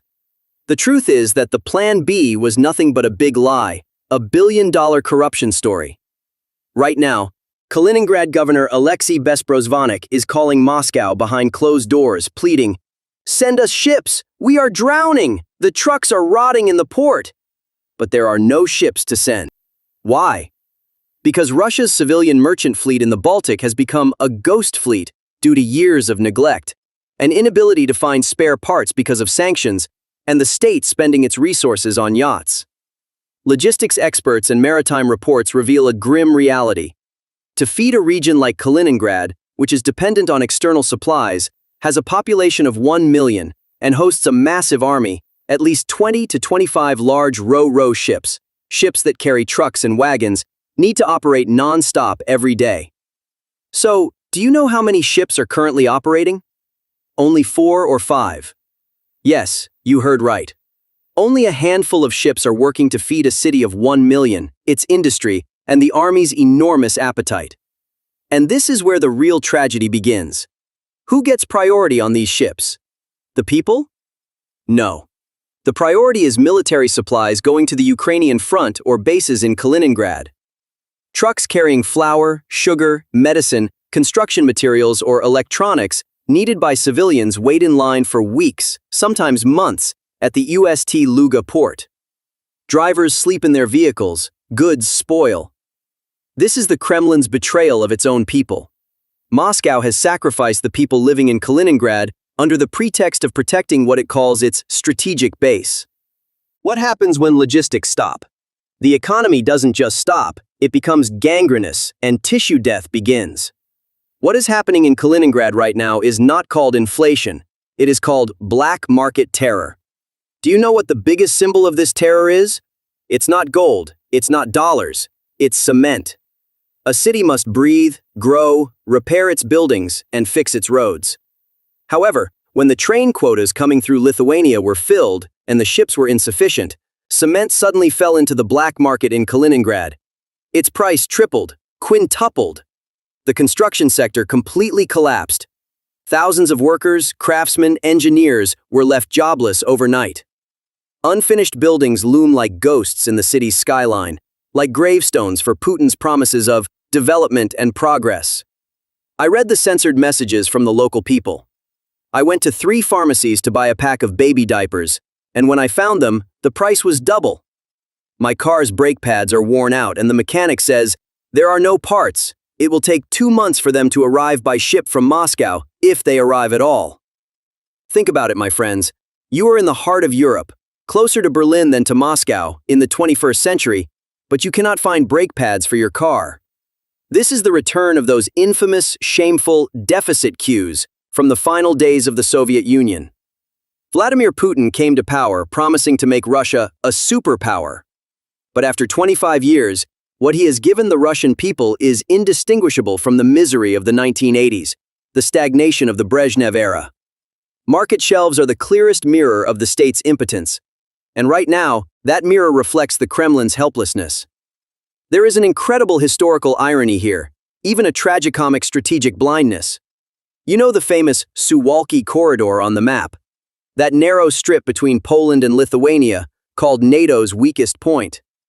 For years, Russian generals and Kremlin propagandists appeared on television and said what? If a war breaks out, we will capture the Suwalki corridor with our tanks in 2 hours, unite Kaliningrad with Belarus, and split NATO in 2. Moscow used this corridor as a weapon, a means of blackmail, held to Europe's throat. So what happened today? The corridor they threatened has now become their prison wall. Russia threatened that corridor so much, tried so many hybrid wars, migrant crisis, cyber attacks, that Poland and Lithuania turned it into the most protected, most militarized region in the world. Putin's show of force, instead of scaring NATO, united them and turned that corridor into a wall of steel. This is called a self-fulfilling prophecy in strategy. If you constantly threaten your neighbor by saying, "I'll break down your door," your neighbor will put 3 locks on the door, pour concrete over it, and post a guard in front of it. This is exactly what is happening now. Russia wanted to use Kaliningrad as a Trojan horse. But NATO nailed the Trojan horse's doors shut from the outside and left the soldiers inside, the Russian army and people, to starve. This is one of the greatest strategic backfires in modern military history. Russia is trapped in its own castle. But what Moscow should really fear is not NATO tanks at its border. The real danger lies within, in the silent thought growing in the minds of the people of Kaliningrad. And finally, we must mention the Kremlin's biggest nightmare, that silent whisper. When an empire weakens at its center, the outermost parts break away first. Kaliningrad was already geographically detached from Russia. Now it is beginning to break away spiritually as well. There has been an identity crisis among the local population in the region, especially among the younger generation, for years. Who are we? Are we Russians? Or are we Europeans who speak Russian? When there was economic prosperity, when the borders were open, when it was possible to go to Poland for weekend shopping, this question was irrelevant. Everyone was content. But now, when Moscow has abandoned them to hunger, cold, and isolation, and imposed misery in the name of patriotism, this question becomes dangerous. According to information leaked from local sources and intelligence reports, The anger towards Moscow is not just about complaints of high cost of living. Underneath it all, there is talk of federalization, more autonomy, and even whispers of republicanization. According to political analysts following the region and social media reflections, some quarters have begun to ask the question, if it weren't for Moscow's ambitions, if we were an independent Baltic state rather than part of Russia, we would now be living in prosperity with EU passports, like the Poles or Lithuanians. This sentence is the precursor to the division of a state. Knowing this, the Kremlin constantly deploys FSB agents to the region, constantly changes governors, and erases the old Königsberg names under the guise of combating Germanization. But you cannot intimidate poverty with agents. The logistics crisis didn't just empty the supermarket shelves, it also emptied the Kaliningrad people's reservoir of loyalty to Moscow. If central authority in Russia shakes a little more tomorrow, no one should be surprised to see other flags flying in Kaliningrad instead of the Russian flag, perhaps the old Prussian colors, or the flag of a new Baltic Republic. Because history teaches us this, a castle left hungry will eventually rebel against its commander. In short, my friends, that small piece of Kaliningrad you see on the map is actually the greatest symbol of Russia's helplessness. You may have nuclear missiles, you may have armies of millions, but when your neighbors close the door in your face, those missiles don't fill your stomach. Those armies cannot move without logistics. Warsaw's decision, Lithuania's blockade, and the chaos in Belarus. When all these come together, what emerges is the greatest siege operation of modern times. Russia, in the war it started, is trapped within its own borders. Citizens are suffering, soldiers are lacking, industry is at a standstill. Kaliningrad was a Russian stronghold in the heart of Europe. Now it has become Russia's hostage in Europe. This logistical crisis is far more devastating than a defeat on the battlefield. Because you can defeat an army, and that army can regroup. But when you defeat logistics, you halt the functioning of the state. It appears that the Russian bear is not entering hibernation, but a logistical coma. I am Mr. Warlog. We will continue to see the truth beyond the borders. Stay tuned.